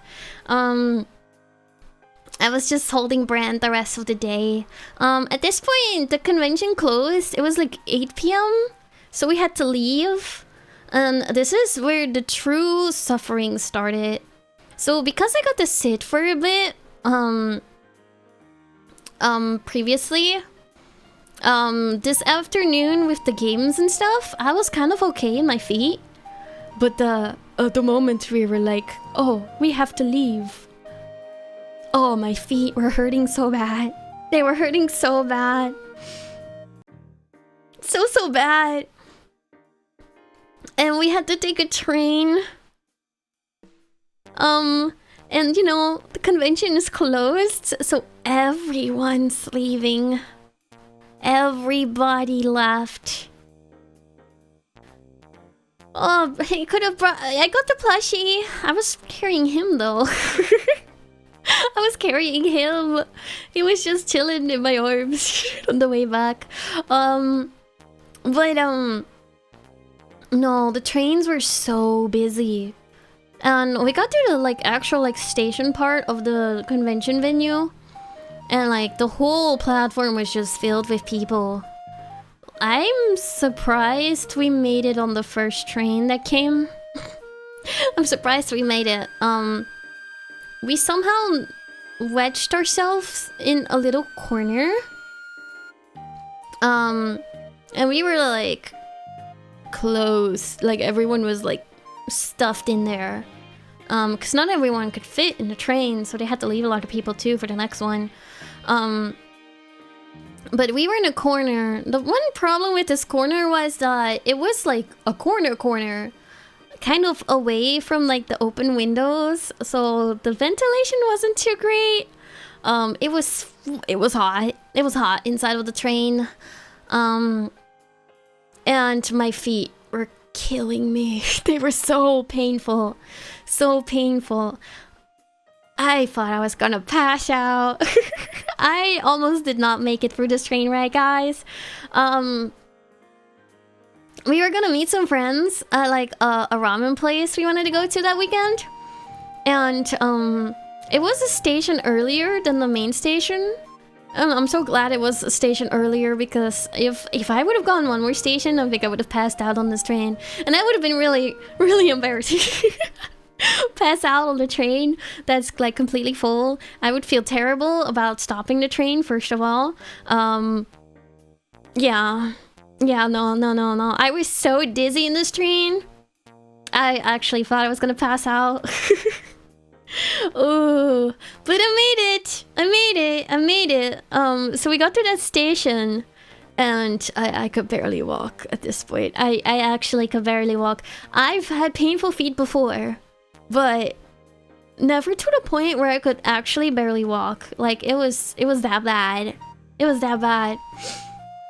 And we got to the ramen place, but it had a really long line. So we ended up just sitting on this like little bench next door. The line was one you had to like stand in. I'm like, I can't do it. I cannot do it. And the wait time was like over an hour as well, which was surprising considering they would close in an hour. So, but we're like, okay, this place is not gonna work today. We're gonna try again tomorrow, but for today, this is not gonna work. So we met up with other friends. Then we first went to a Korean barbecue place, but they wouldn't seat you without a reservation, so we couldn't go there. Oh, I'm suffering at this time because, oh my god, on my feet, my legs, I'm dying. I'm actually dying.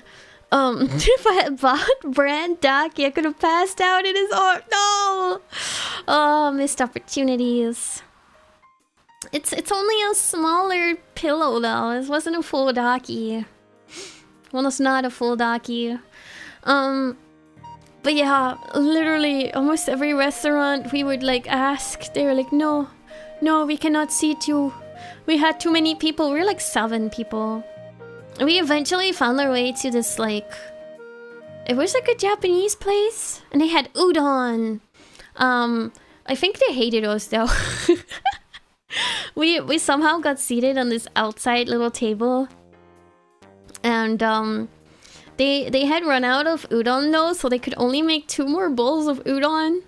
So I got a bowl of udon. So I ate udon there. I ate a singular piece of salmon sashimi. Or is it nigiri? I never remember which one is which. A single piece. Just because I wanted it. And I drank cola. Yeah.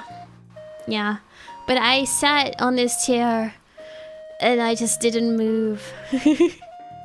It was just because of their Japanese hospitality, maybe.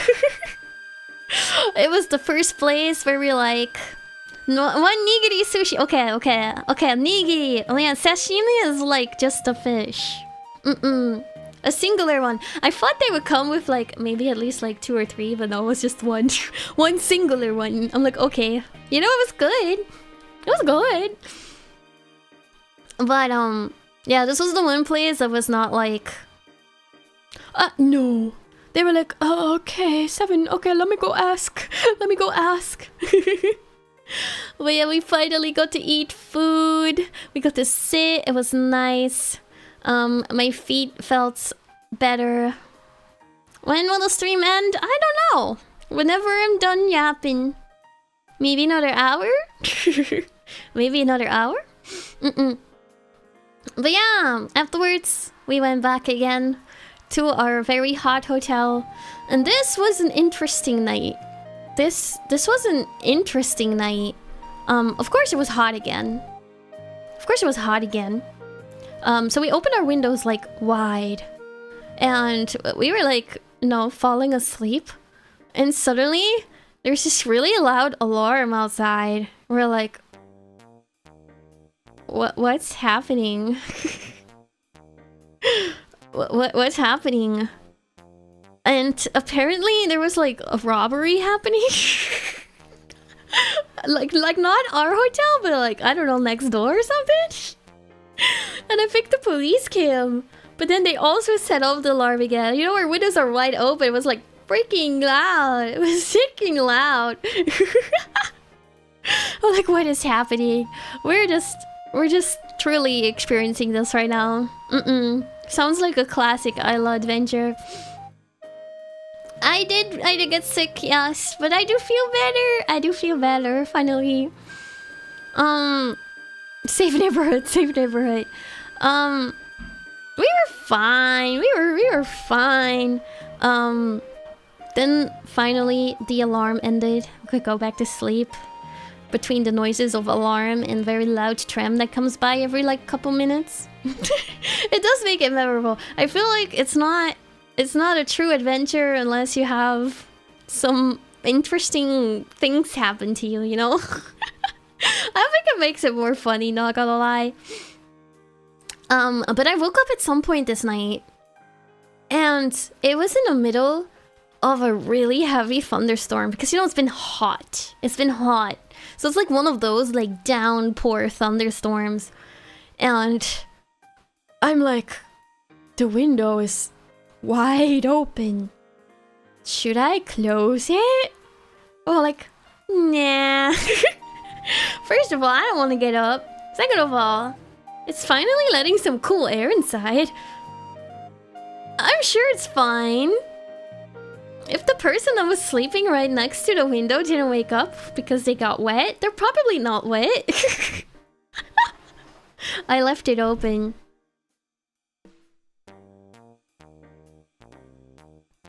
I just went back to sleep. I just went back to sleep. The wind has been like the opposite direction of inside the window the whole weekend though. So I figured that the rain would also be going the opposite direction, so it wasn't actually raining inside. Yeah, we were fine. We were fine. I was lazy, yeah. I also didn't want to suffocate in this room. I'm like, nah, it's not worth the hassle. They'll be fine. If it's not fine, I'm sure they'll wake up and close the window. Sorry. So I finally went back to sleep after that. It's been lots of nights of just waking up very frequently. But it did cool things down a little bit though. Just a little bit. Not a lot, but just a little bit. And then came the final day of DOKOMI. Let's see. This was really the day we kind of took pretty easy. We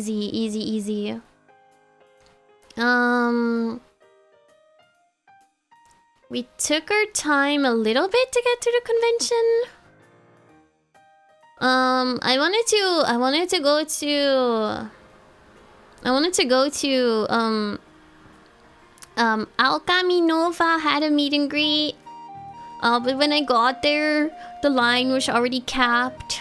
So I couldn't go in and say hi to the bestie. Which is okay. I'd rather fans be able to see her than me. But I did get to say hi to her. I also wanted to go see Pandora's concert. But we didn't get to make it in time because of like the trains and like getting through the whole line. And the concert was in that little like theater room that was all the way at the other side of the venue. And you had to go through the artist alley to get there. I think I never figured out how to get there. So I didn't get to see that either. It was so sad. Synopsis: feet hurt. Slept in the onsen. Feet hurt. Feet hurt. Did not bride the Daki. Feet hurt. Thunder. Feet hurt. Yeah. Honestly, that sums it up really well. I feel like every time just walking inside of the convention, like the 40-minute walk just to get from the train station back to the train station, it killed my feet every single time. Like, wow, I'm already hurting. So yeah, instead we kind of got like food. We got some onigiri and ice cream. Got ice cream. And more fake cola. Then I went to hang out with Shu and Laffy. So I hung out with them for a while. We went to roam around the fashion hall this day. I bought you a worm clip for hair. It's a worm. Yeah, I'm like, I would love you if you were a worm. It was really cute though. It was really cute. It's just a worm, but it's a hair clip. But it's a worm. So I bought one too. Yeah, we both got one. And yeah, we just roamed around there, looked at accessories. Laffy got this bag. It was a repo bag. It was like a small like leather bag that was just like one of the repo characters. It was so cute. I thought about buying one too, but I'm like, when am I gonna use it? I don't know. But it was so cute. It was so cute. And you like open the mouth and that's the inside of the bag. It was really cute. Repo merch. They sold out of most of the colors though, so they only had like white and like bright orange left, I think. If they had a pink one, maybe I would have bought it. White is still pretty fitting for me though. But it was so cute. It was so cute. So yeah, we roamed around there for a while, looked at all like the accessories and stuff. Then we went back to sit for a bit. And then we went to go watch Nano's concert. Nano is like an artist from Japan. And she does like music. I mean, she's an artist. She has a concert, she does music. I'm pretty sure she's done songs from anime and stuff. But I really like her music. She's very like rocky based, like rock based. Yeah. I've gotten to see her before in the US. So I was excited to see that she was coming to Dokomi. So we got to watch the concert together with Shu. We were just like dancing. No, I was dancing. I wasn't really dancing. We were standing in like a corner with like... It had like some standing tables, so we were chilling there. And there was one part where everyone was like jumping. I was like, I'll jump too! Like, yeah! It was funny.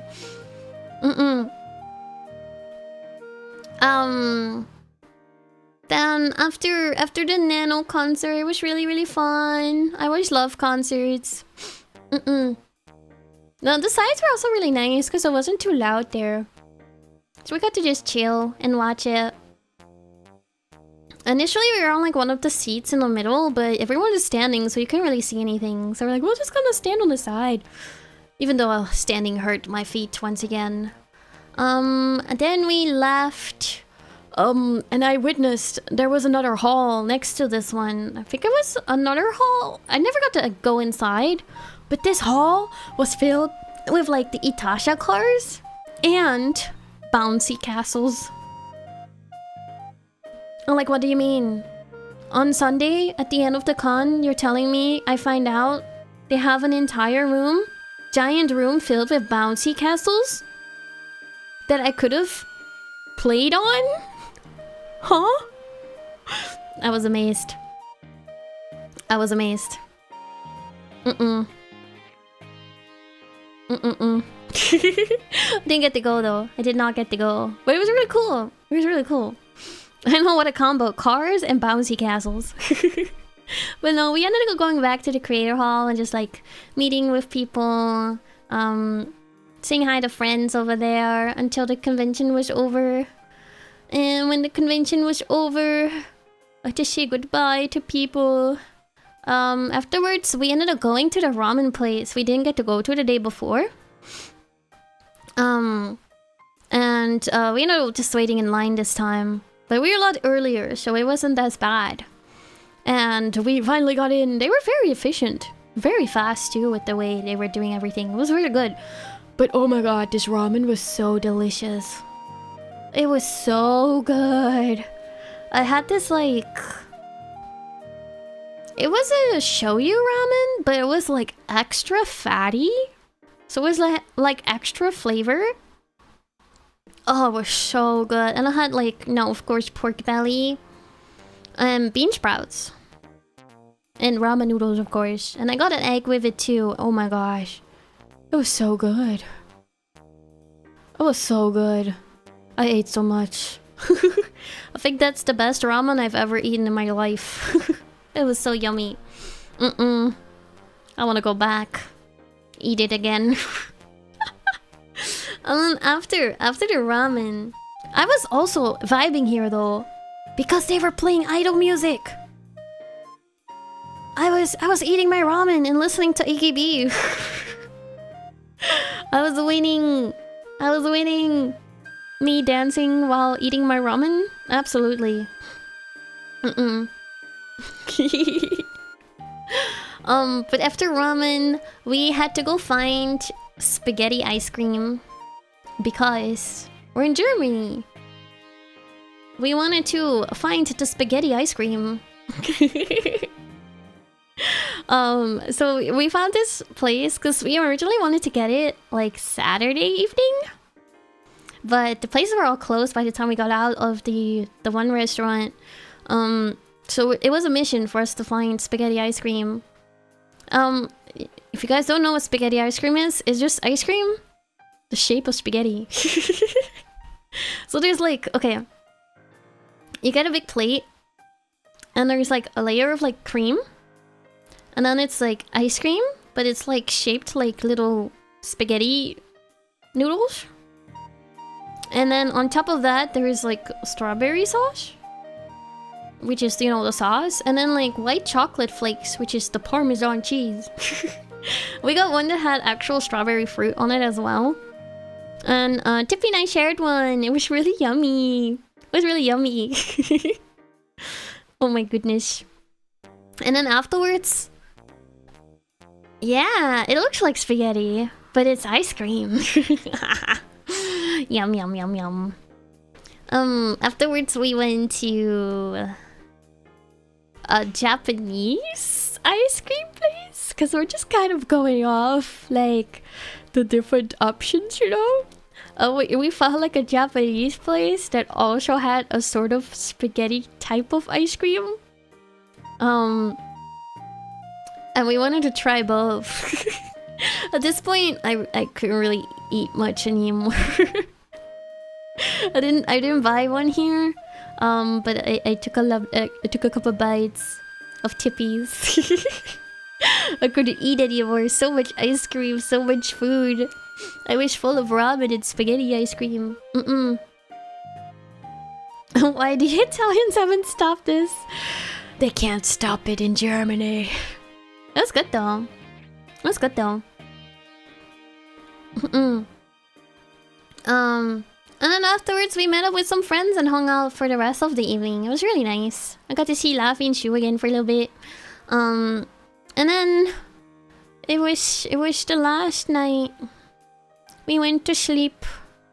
The next morning, Tippy and I had to take our train back pretty early.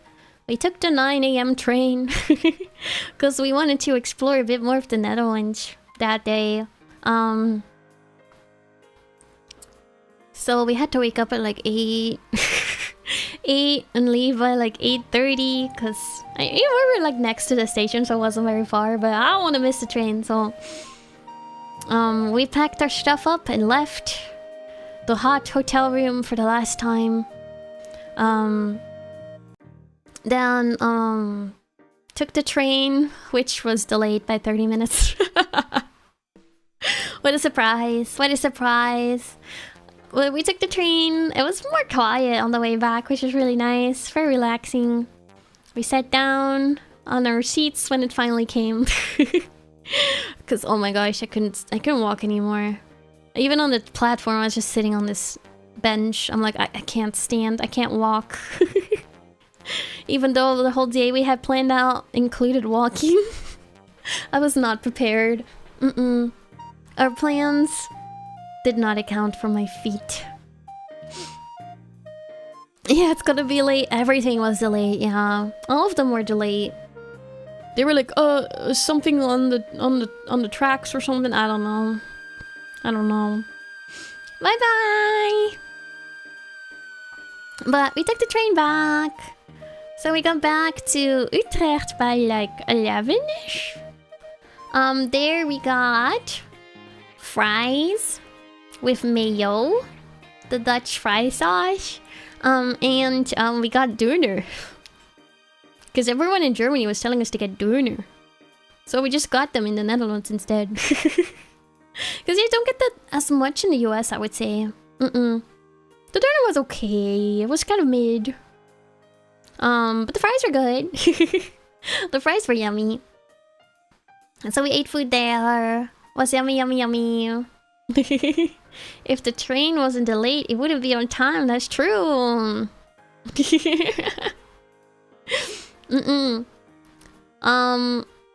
Then after that, we made our way to The Hague this day.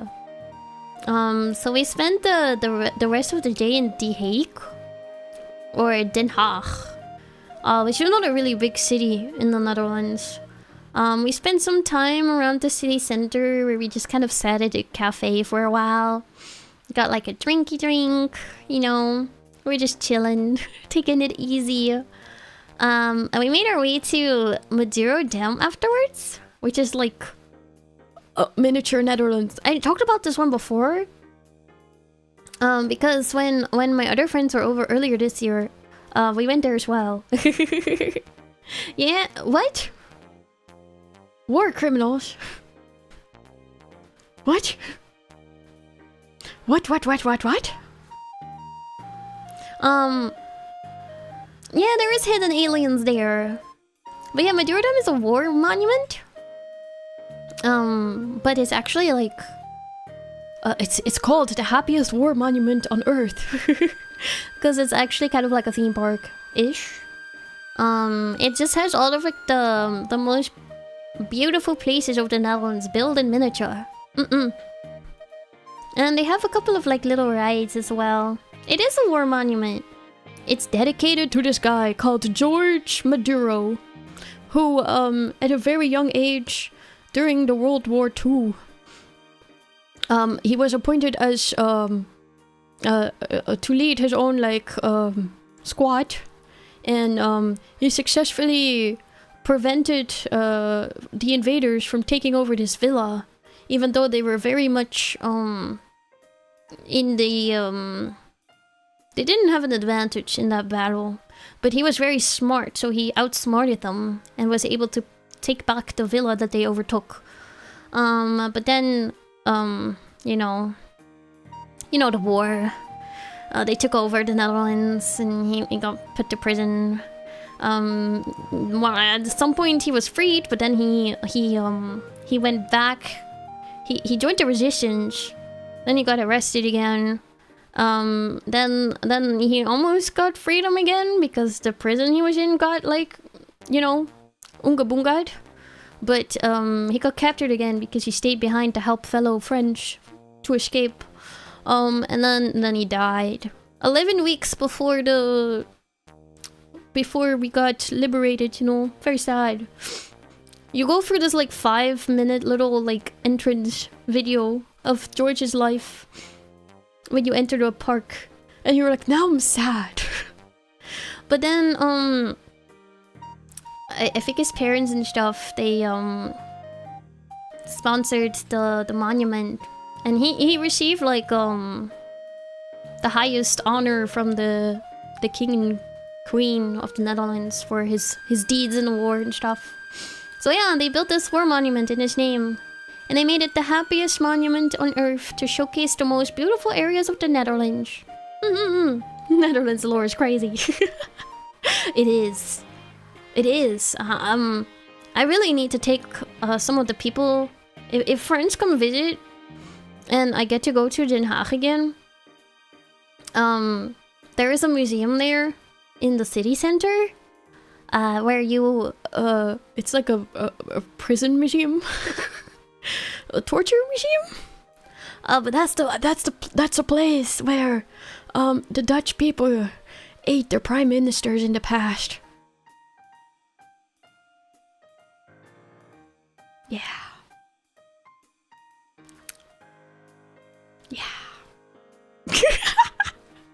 We did that. Yeah, that happened. I'm kind of scared of our past, not gonna lie. Dutch people in the past were kind of wild. We're still kind of wild, but Dutch people in the past, they're kind of wild. Eat the rich.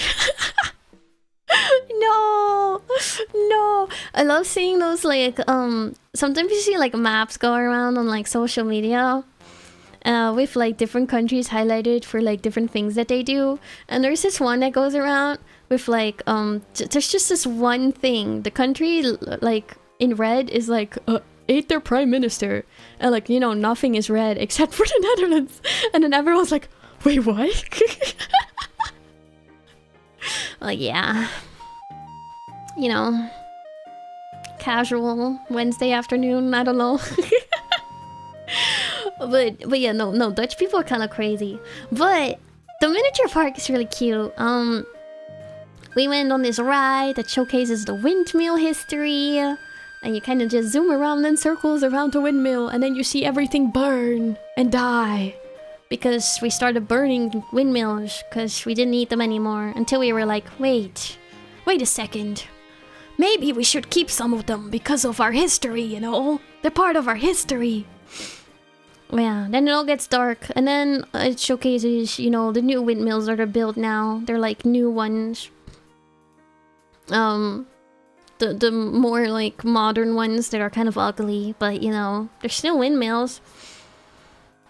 The whole like ride showcases like, oh, but they're not dead yet. Look, we made new ones. And I'm just like, oh, but now they're like technology and ugly. They're not like the beautiful windmills of the past. Traditional Dutch cuisine. That map is how I first learned about. Nice. I'm glad it's making its rounds. But yeah, the rest of the park is like just like a lot of miniature things. It's really cute. It's really cute. If people ever go to the Netherlands, instead of Amsterdam, go to Den Haag and go visit Maduro Dam. And you get to look at all the pretty buildings, including the ones from Amsterdam. Except it's nicer. Except it's nicer. And you can decide what you want to do in the Netherlands. You're like, oh, I like this building that I see over here. I want to see it for realsies. And then you can go there and visit it. Yeah. But yeah, we wandered around there for like an hour or two. We kind of sat down for half of the time and just kind of like yapped as we like looked around everything while sitting. Because we were so tired. Then afterwards, we went to the beach. We went to the beach, because it's not that far. Scheveningen. As we call it, you know. It's a beach. Pretty big beach. It has a really big pier with like a Ferris wheel. You can go ziplining and bungee jumping off there. Very fun, very fun. Did not do that. I did not visit the Muscle Man. No. It has been too. It's been almost 3 hours. But we ate pancakes at this pancake restaurant. Was pretty okay. I was trying to make Tippy have everything Dutch in the span of like 2 half days that we had in the Netherlands. So yeah, we had pancakes on the beach. The weather was so nice at this point. Oh, it was so nice. So we just sat there for a while, ate the pancakes, looked at pigeons. It was really relaxing because it was really quiet as well. There were not that many people, which I was kind of surprised about. Because usually, when it's kind of like warm out, the beach gets just like hoarded with people. I guess because it was like more of... It wasn't hot anymore. And it was a Monday. So maybe. I had a ham and cheese pancake. Tippy had it was a pancake with ice cream and strawberries. Yes. And we also had some poffertjes. The mini Dutch pancakes. We did not go swimming, but after the pancakes, it wasn't in our original plan, but we kind of felt like it. We went to go walk around on the beach for a while, and we took off our shoes, and just let the feet loose in the sand, and then dip our toes in the water, which was freezing cold, by the way. So yeah, we didn't go swimming. There were some people that were actually swimming though. I'm like, you guys are crazy. You guys are actually crazy. Like, no. I put my feet in there. I'm like, oh my god, this is freezing cold. It felt so good on my feet though. Oh my goodness, like not being in the shoes. Let them kind of just like relax in the sand and feel the cold water, which kind of numbed my pains. Oh, it was so nice. I think we went on like an hour beach walk at that point. We just kept walking while yapping, and we just kept walking. It was kind of like sunset-ish. Golden hour. It was beautiful. It was really, really nice. So relaxing. Relaxing way to like end off the trip, you know? We were just avoiding the shells. The shells were sharp in the sand. It was funny because we were like tiptoeing around these shell piles, and then this other person just walks by us straight through it, like doesn't even flinch. I'm like, oh, we're just weak. We're just weak. Yeah, I'm remembering the moment. It was nice. It was nice. Oh, my feet needed that walk. And then after that, we went back to where we were staying that night and basically went to sleep. And then the next morning, we made our way back to the airport so that I could say goodbye to Tippy. And I said bye to Tippy at that point. Ooh, woo, woo, woo, woo, woo. Bye, bye, bye, Tippy. And I went back home after that. And I finally got home. And I took a nap. I took a nap. And at this point, I still felt okay. I still felt okay. I think it was that evening. That evening, my throat started to hurt. I thought my throat was just dry at first. But then I woke up the next day. And I was so snotty. It was gross. It was gross. But ooh, I felt so bad the next day. I'm like, oh no. Oh no. Oh no. So yeah, from like Wednesday until I would say yesterday, today's a lot better. I was pretty much out of it. I spent some time just resting. Yeah, I just watched stuff, kind of relaxed a bit. Kind of needed that, to be honest, because I haven't relaxed a lot in a long time. Con flu. Probably. I was in a space with I don't even know how many people, and you know, I don't go outside that much. Which is terrible. It's terrible. But it means my immune system is pretty bad. It was maybe it's fine. I expected to get sick, to be honest. You know, I arrived there with the amount of people. I'm like, you know, I'm not surprised if I get sick after this weekend. I very often get sick after like a big convention weekend. My immune system is bad because I don't go outside. I hope you feel better, Donu. I hope you feel better. Well, yeah, don't worry. It gave me a well-needed break where I could just lazy around. Even though it feel like it undid all of my muscle exercises that I did in DOKOMI.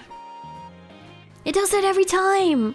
I'll be really active and then I get sick afterwards, and it's like, never mind. You know when you were like, actually training your muscles a little bit? No, we're gonna undo all of that progress. Now you're weak again. Like, no. Yeah. But I feel much better now. Yeah, mostly. I think I still sound a little bit funky. I don't know. I can't tell. I cannot tell.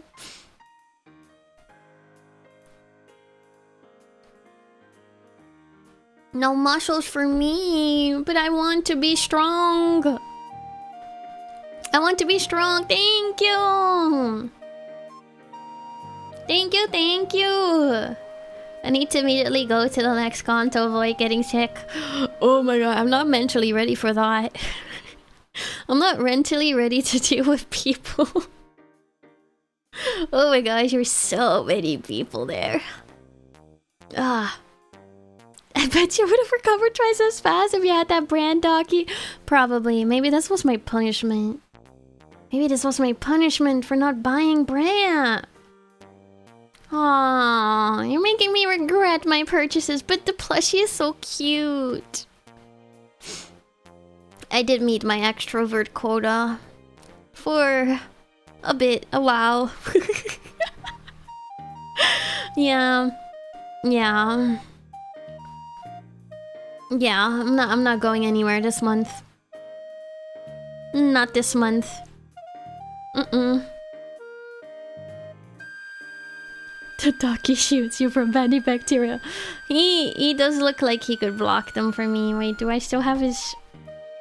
Is this the Daki? Yes. He could protect me.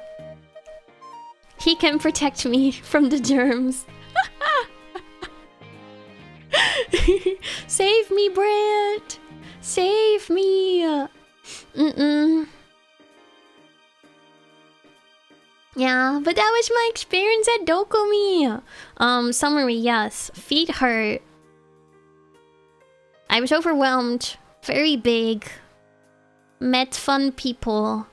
Had fun times with fun people. Ate Wagyu. And very delicious ramen. Made bad money wallet decisions at the gacha booth. And, met fun people. Yeah. Fun times. Yeah. I'm glad I got to go, though. I have learned to not underestimate European conventions. Because I definitely underestimated European conventions.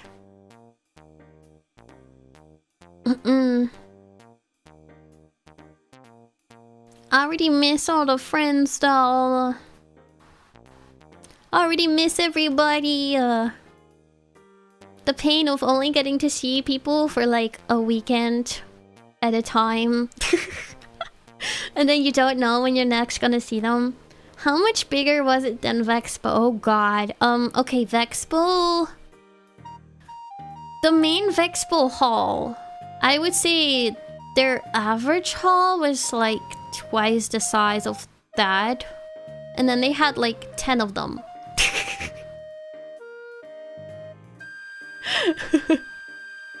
So like I say they're like artists section, the main hall and the concert room combined is like maybe one hall for DOKOMI, and they have like 10 of them.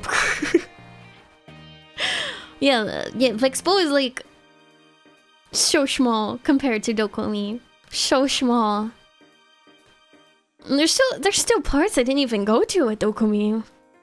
Like it's rare that you don't even get to see everything. Yeah, I didn't even get to go to the theater. I didn't even find it. I'm sad though. Yeah, I think the one things I was sad I didn't get to do was go to the theater concerts. I wanted to see the Friends perform, but I didn't get to make it to times for not to go. I think the biggest struggle was just like the The hotel was like at least a 30-40 minute tram ride away. And then you had the 30-40 minute walk just to get inside. And depending on where you need to go is gonna be another 30-minute walk to wherever you want to go. Underestimated the walking. So yeah, things were early. It was really hard to go to them. It was tricky. It be what it be. It be what it be. Ah. Yeah, exactly. I think our hotel was actually still a prime location though, with the train being right there. The Matsuri area and the ballroom, where everything is carpeted. Wait, what? There's a ballroom? A Matsuri? Is that also in that area?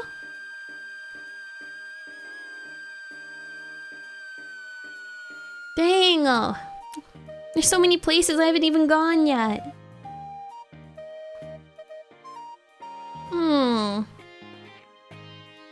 Dang. The most quiet and peaceful. It's because I don't know how to get there. No one knows how to get there. But yeah, the train was pretty fine because when the station that we left from, it's like empty. It's empty when you get on the train. And then both ways. So the train that you first get into it always starts empty. It'll be full after everyone gets into it, but you never have to like wait for trains that much. As long as you are somewhere at the front of the crowd mass, you at least get on the train. So in that aspect, it was better than being halfway through and not being able to get on the train because it's already full, you know?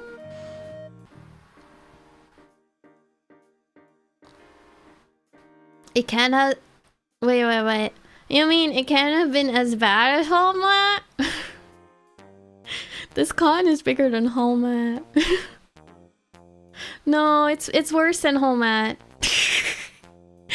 It's worse than Holiday Matsuri. It's worse. It's worse.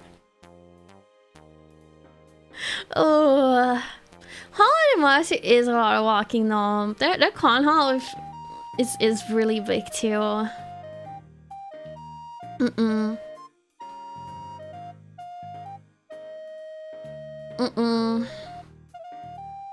That's fair.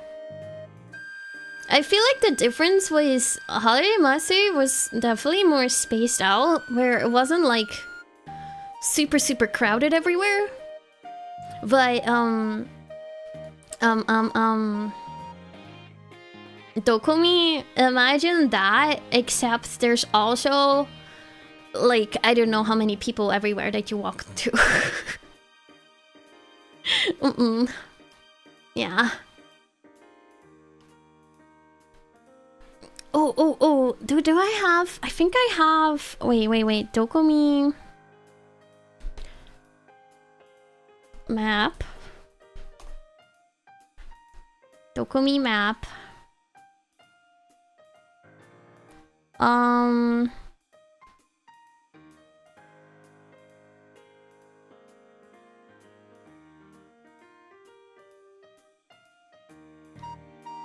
Okay. I hope this one kind of works.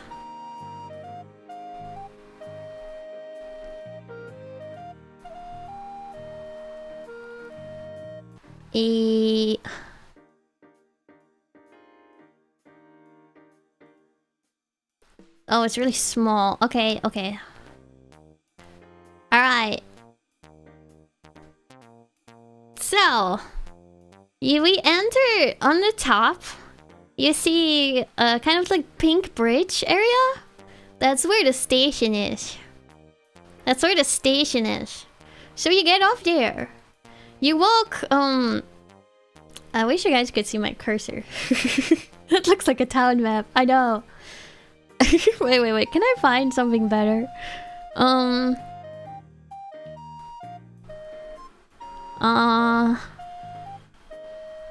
Everything else cuts off like part of it.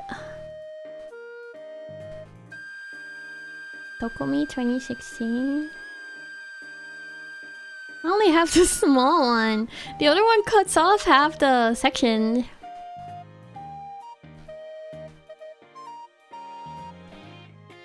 Nah, you guys gotta have to do with us. The top hall, the gray one, all the way on the top. From the section that has the light pink bridge. Yes, I have one. Oh, thank you. Thank you, thank you. Oh my gosh, that's so much better. Wow. Pixels? Wow. Oh. Well, that's better. Thank you, thank you. Okay. So, you see hall 8B on top. And there's like the pinkish bridge with the diagonal lines. That bridge goes over the station. That's where the train stops. It's like that light gray block with the 3 lines going through it. That's the train tracks and stuff. That's the station. We get out there on the top, walk under the pink bridge, around the whole right side of hall 8B. Then at the back, the top of hall 8B, you go all the way back to the left. And where the pink entrance is, the pink little L on the top, that's where you enter that hall. Then you loop this hall 6 times. And this hall alone is the size of, I would say, an average convention vendor hall. For Banffy, I would say it's the size of half of the Homad vendor hall, because the Homad was really long. So if you cut off a little bit, if you half it like in the middle, I would say that would be about the size of this. But you walk through that 6 times. 6 times, back and forth, back and forth, back and forth. This is not a hall they use for anything except for entrance. That's where they did the back check and you scan your ticket. You scan your ticket. That's it. That's all you do in this giant hall that could be an entire convention vendor room. And then you enter, you exit where the little pink bridge is, and you take the pink bridge, which is right where you started. It's right where you started walking. You take the pink bridge and you end up in this like open area, which is that light pink area. Now you have hall 7 on your right. This is where they do they have some changing rooms, and there's a wardrobe there where you can, you know, store your jackets and things like that, I think. And they gave out the wristbands for the 18+ hall. On your front was like hall 9. Hall 9 is the gaming hall and cosplay hall, which, as you can see, it's the same hall as hall 8B, which is what you enter from. It's that big of a size. So again, Bappy, for comparison, the entire, or I would say, artist alley section of Holiday Matsuri is the entire size of this hall. Then hall 10 is the whole content creator, meet and greet, dance, all that kind of stuff. Creator area. It says it on it too. Wow. I know, it's huge. It's huge. It's huge. And yeah, it's packed. It's packed. It's crazy packed. So yeah, that's even bigger than hall 9 over there. It's so big. It's so big. Then there's like the kind of like bluish gray, light bluish gray. That's like outside. It's outside. That's where all the food stalls and things were. 16, Hall 16, that's where they had their main event stage. Also, ginormous, guys. Ginormous. Their stage looked really fun. But it was huge. It was huge. Hall 17, that's where the Itasha cars and the bouncy castles were. The bouncy castles. Wish I could have gone there. Then Hall 5, that's where the 18 plus hall was, which as you can see, it's like the same size as a whole vendor hall. Just of that stuff. Like, fascinating. Fascinating. Hall 4 was the fashion hall. So that's where they had all of the fashion stuff, fashion show stage, and lots of clothing booths and stuff. Hall 3 was the artist alley. This was the packed one. The packed one. Oh my gosh, it was so packed. It was so packed. And through that, you get to the CCD Sud? CCD Sud? It's easy to avoid Hall 5 because they don't let you in without a wristband. Protect yourself from the dangers within, guys. I wasn't so lucky. But yeah, CCD Sud is where their theater stage was? Live stage? So they had kind of like a theater in there. Which is where the VTuber concerts were held, the few that were there. I see now there is another way in there from the south entrance. I've only entered through the north one, so I have not been to the south entrance. The hall 1, I didn't set foot in that hall at all the whole weekend. The CCD Sud, I did not set foot in that hall either. Everything else, I at least walked in it. But the whole bottom section, I did not even get to go there at all. Hall 1 had more like standard vendors, I would say. Exhibitors stuff, you know, they sell stuff. I didn't get to see there. I didn't go there, so I don't know what's in there fully, but another whole vendor hall of stuff. But yeah, the CCD Sud, it had like different rooms, and then just the live stage, and then there's like the south entrance. In front of that too, I think it's like some Japanese gardens, which we originally wanted to go see, but you know, we were not prepared for how big this place was, so I think it was a lot further than we thought it would be. But that's how big it is, guys. Imagine from the station walking all the way around and looping Hall 8B 6 times. That took like 40 minutes of walking.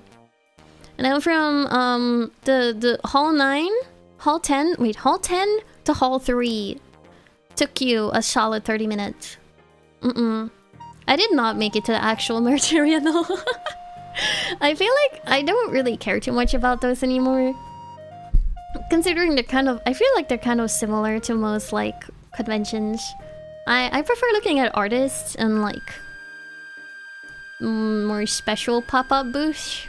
Which for me, the Honkai and stuff, the Genshin, the gacha were on the game hall. So I didn't even need to go there. Yeah, I feel like they usually sell stuff there that I've seen like 20,000 times at a convention. I don't often buy stuff at cons. In general. I got my gacha stuff. And I said peace out.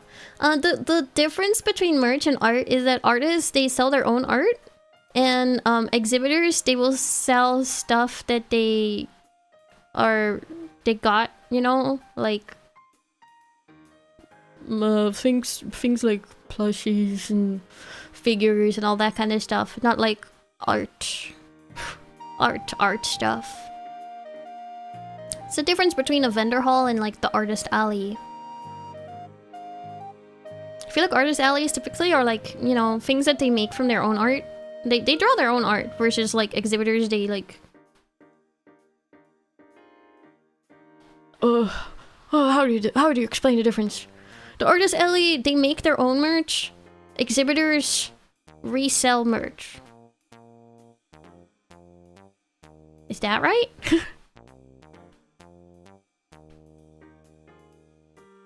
In exhibitor merch can also be more like official goods and stuff, whereas artists are more like fan goods. Fan goods versus official corporate stuff.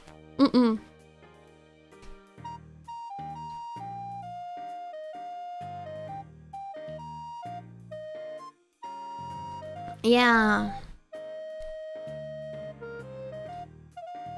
Yeah. More like that, I would say. But yeah, to me, I really liked how the way like Dokomi was set up. The fact that they had like their different like halls for like the different things. It was really nice. It was really nice. If you had the specific thing you were looking for, you kind of knew what area to search for it. And even though it was crazy busy and the entire con was sold out, and you could see that it was crazy busy, overall things were pretty I wouldn't say easy to navigate, but things moved along. There weren't like a lot of like lines or anything like that you had to stand in.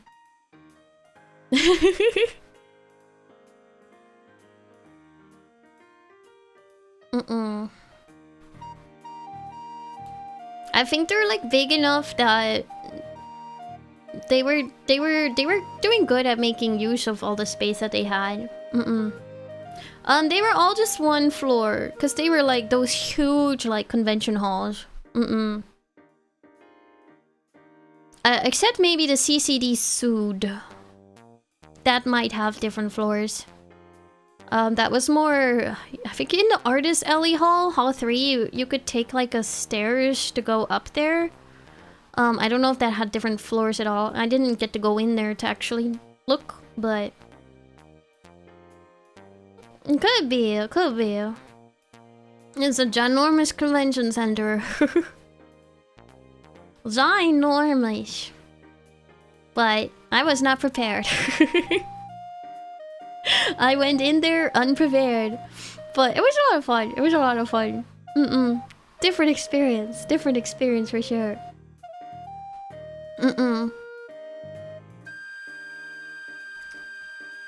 If you lost your friends though, you would never find them again. You will never find them again.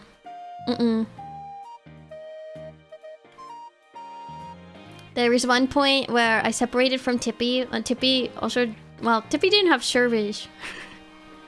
And I also didn't really have service.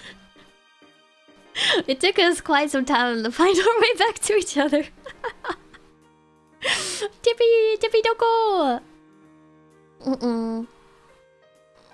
Yeah. Stick to people. Stick to people. Have a meeting spot. We usually ended up meeting up in Hall 10. Dokomi. Dokomi. I need like one of those like flags that you hold up like a tour guide. I'm like, come over here. Come over here. Yeah, most of the time we just didn't separate. We're just like, we're gonna stick together. But yeah, I had a lot of fun. I already miss it. I am looking forward to the next time I get to see my friendos at some point, hopefully. Hopefully. Oh, I would like to come back to Dokomi at some point. I don't know about next year. Their dates next year in July. What? Why in July? They're July next year. So it may depend on if things collide with other things, you know? July is a very popular month. Gamescom is end of August. Maybe I can convince some friends to go with me. Maybe. Maybe. Maybe. They'll have a Genshin booth, right? I have a Genshin booth, right? Possibly. Time to go just for the Genshin booth. One day, go see Genshin Booth. Leave. Maybe.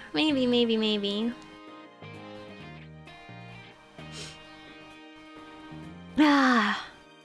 But yeah, now I'm back here. Comfy at home. Trying to get back into the groove of life. I hope you guys didn't miss me too much. Only just one city over from Dusseldorf.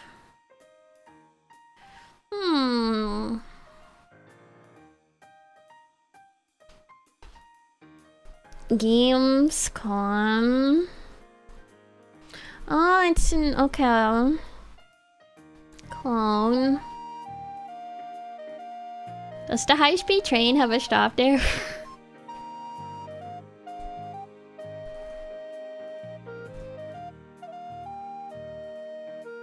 Let's find out.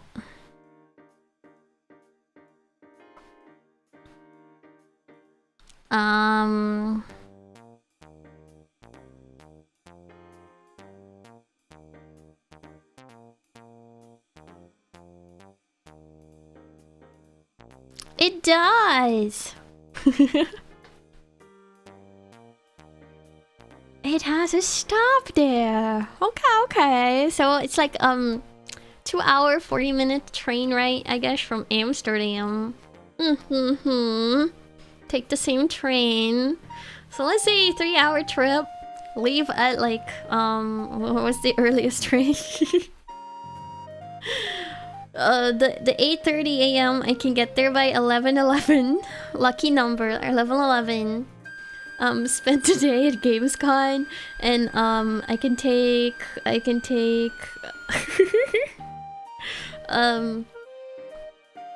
what's the last train back?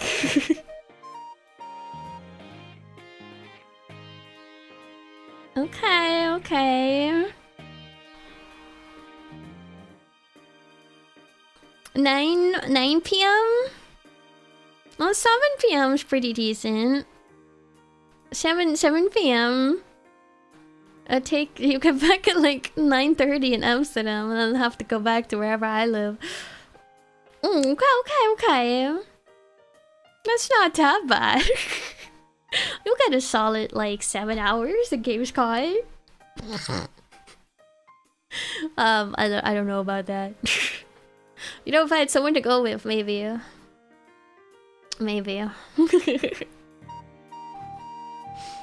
Oh, you don't cry yourself to sleep over it. No, gotta be strong. Gotta be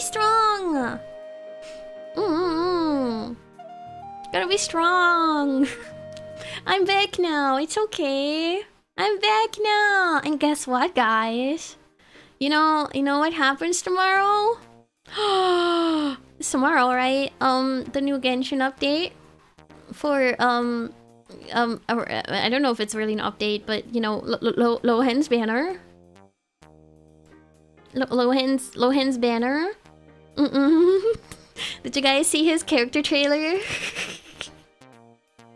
He's so freaky. He's so freaky, guys. I want him. Yeah.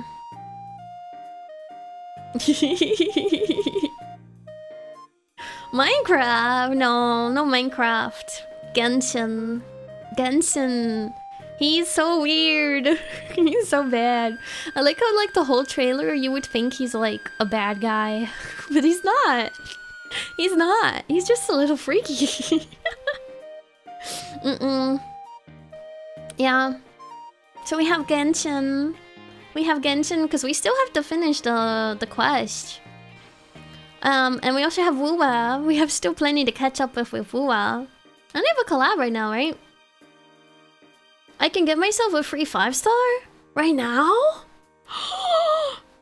Ooh.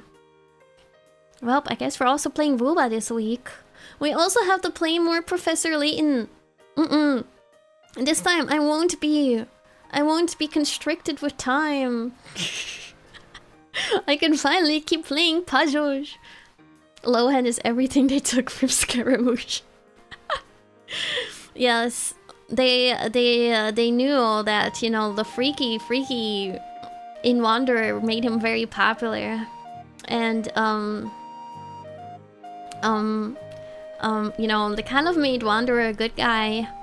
They're like, we need a guy that's like good, but like bad, but bad, you know, freaky. They like that. And they made Lohan. Yes, it's good enough for me. It's good enough for me. I'm so excited. Tomorrow, good but bad. Yes, I'm so excited to do puzzles and finally, you know, work on our story quest again. So many fun things to do. So many fun things, guys. I hope you guys are excited, cause I'm excited. We're gonna have a fun month. It started a little later than expected, but I'm here now, and that's all that matters. Lots of things to look forward to, exactly. But I think for today, I might need to call it here.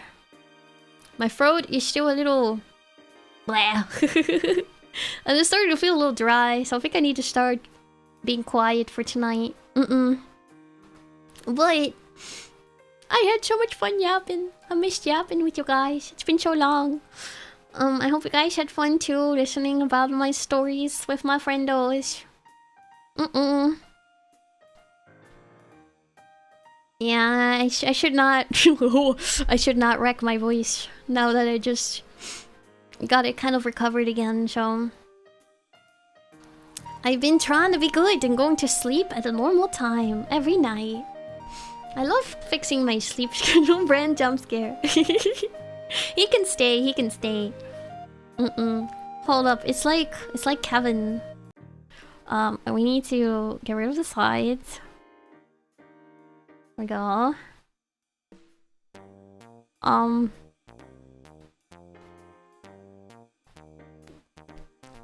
Kevin.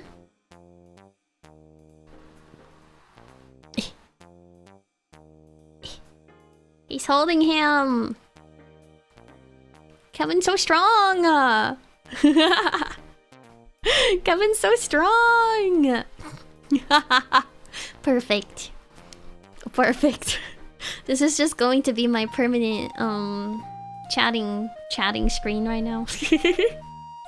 He's always gonna be there. Wait, no, Kevin, don't steal him. Don't steal him. This is what I get for not buying the body pillow. Ugh, regrets. What would have been another 30 bucks? It's just a shame of bringing it back. That is not that bad, right? It's not that bad. It could be worse, right? You know? Sometimes you just gotta own it. Well, it was in Germany. I don't know who took him with. Look on Temu. True, I could probably just order it. But it's so much more expensive. The site I was looking at for the pictures, right?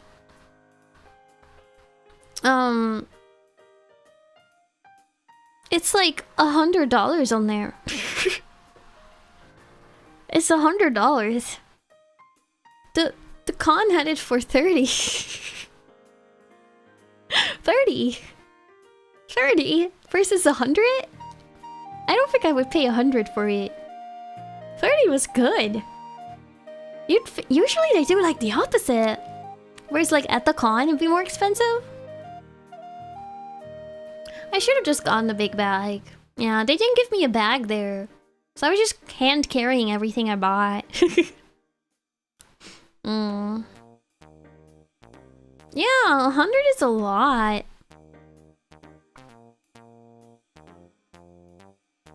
It includes shipping though, so maybe that's why.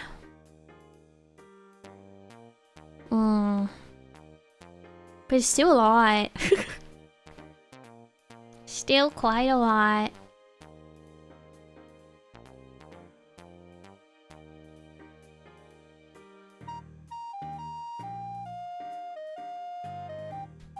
Mm-mm.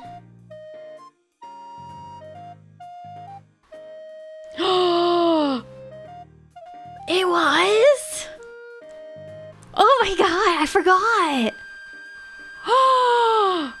It was right in front of me. Dang. I feel like I betrayed you now. Bang. Bang. The guilt of not buying the body pillow is strong. I should have bought it. It was right there.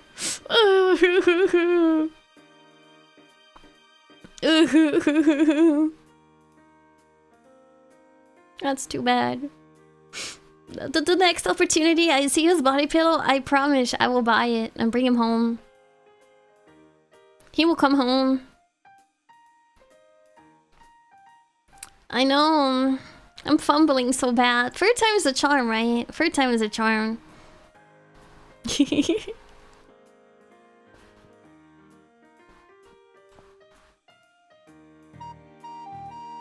Anyways, I think it's time for us to call it here today.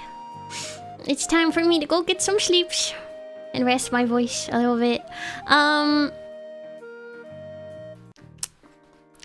I know I promised we would get back to actual schedules, but I think I might keep this week a guerrilla week just to see how I feel day to day. But just look forward to streams at any time. I don't quite know yet which days when what, but I will be streaming. We will get through our plans. So keep an eye out for the channel. I'll be there. Who needs schedules anyways? Yeah. I will go cry myself to sleep now thinking about the lack of body pillow that I have. I will do it. I will do it.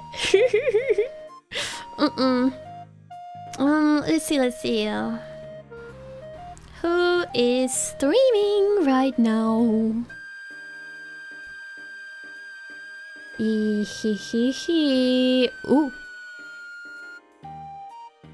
Ooh, ooh, ooh. Ooh, ooh, ooh, ooh, ooh.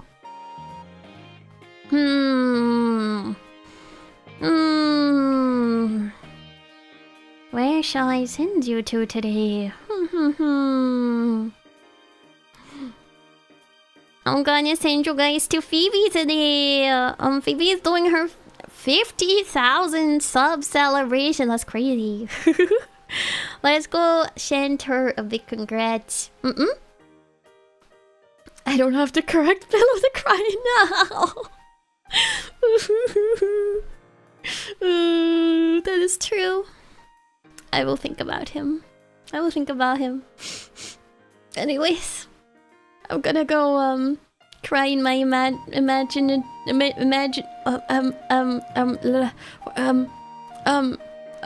what do you call it?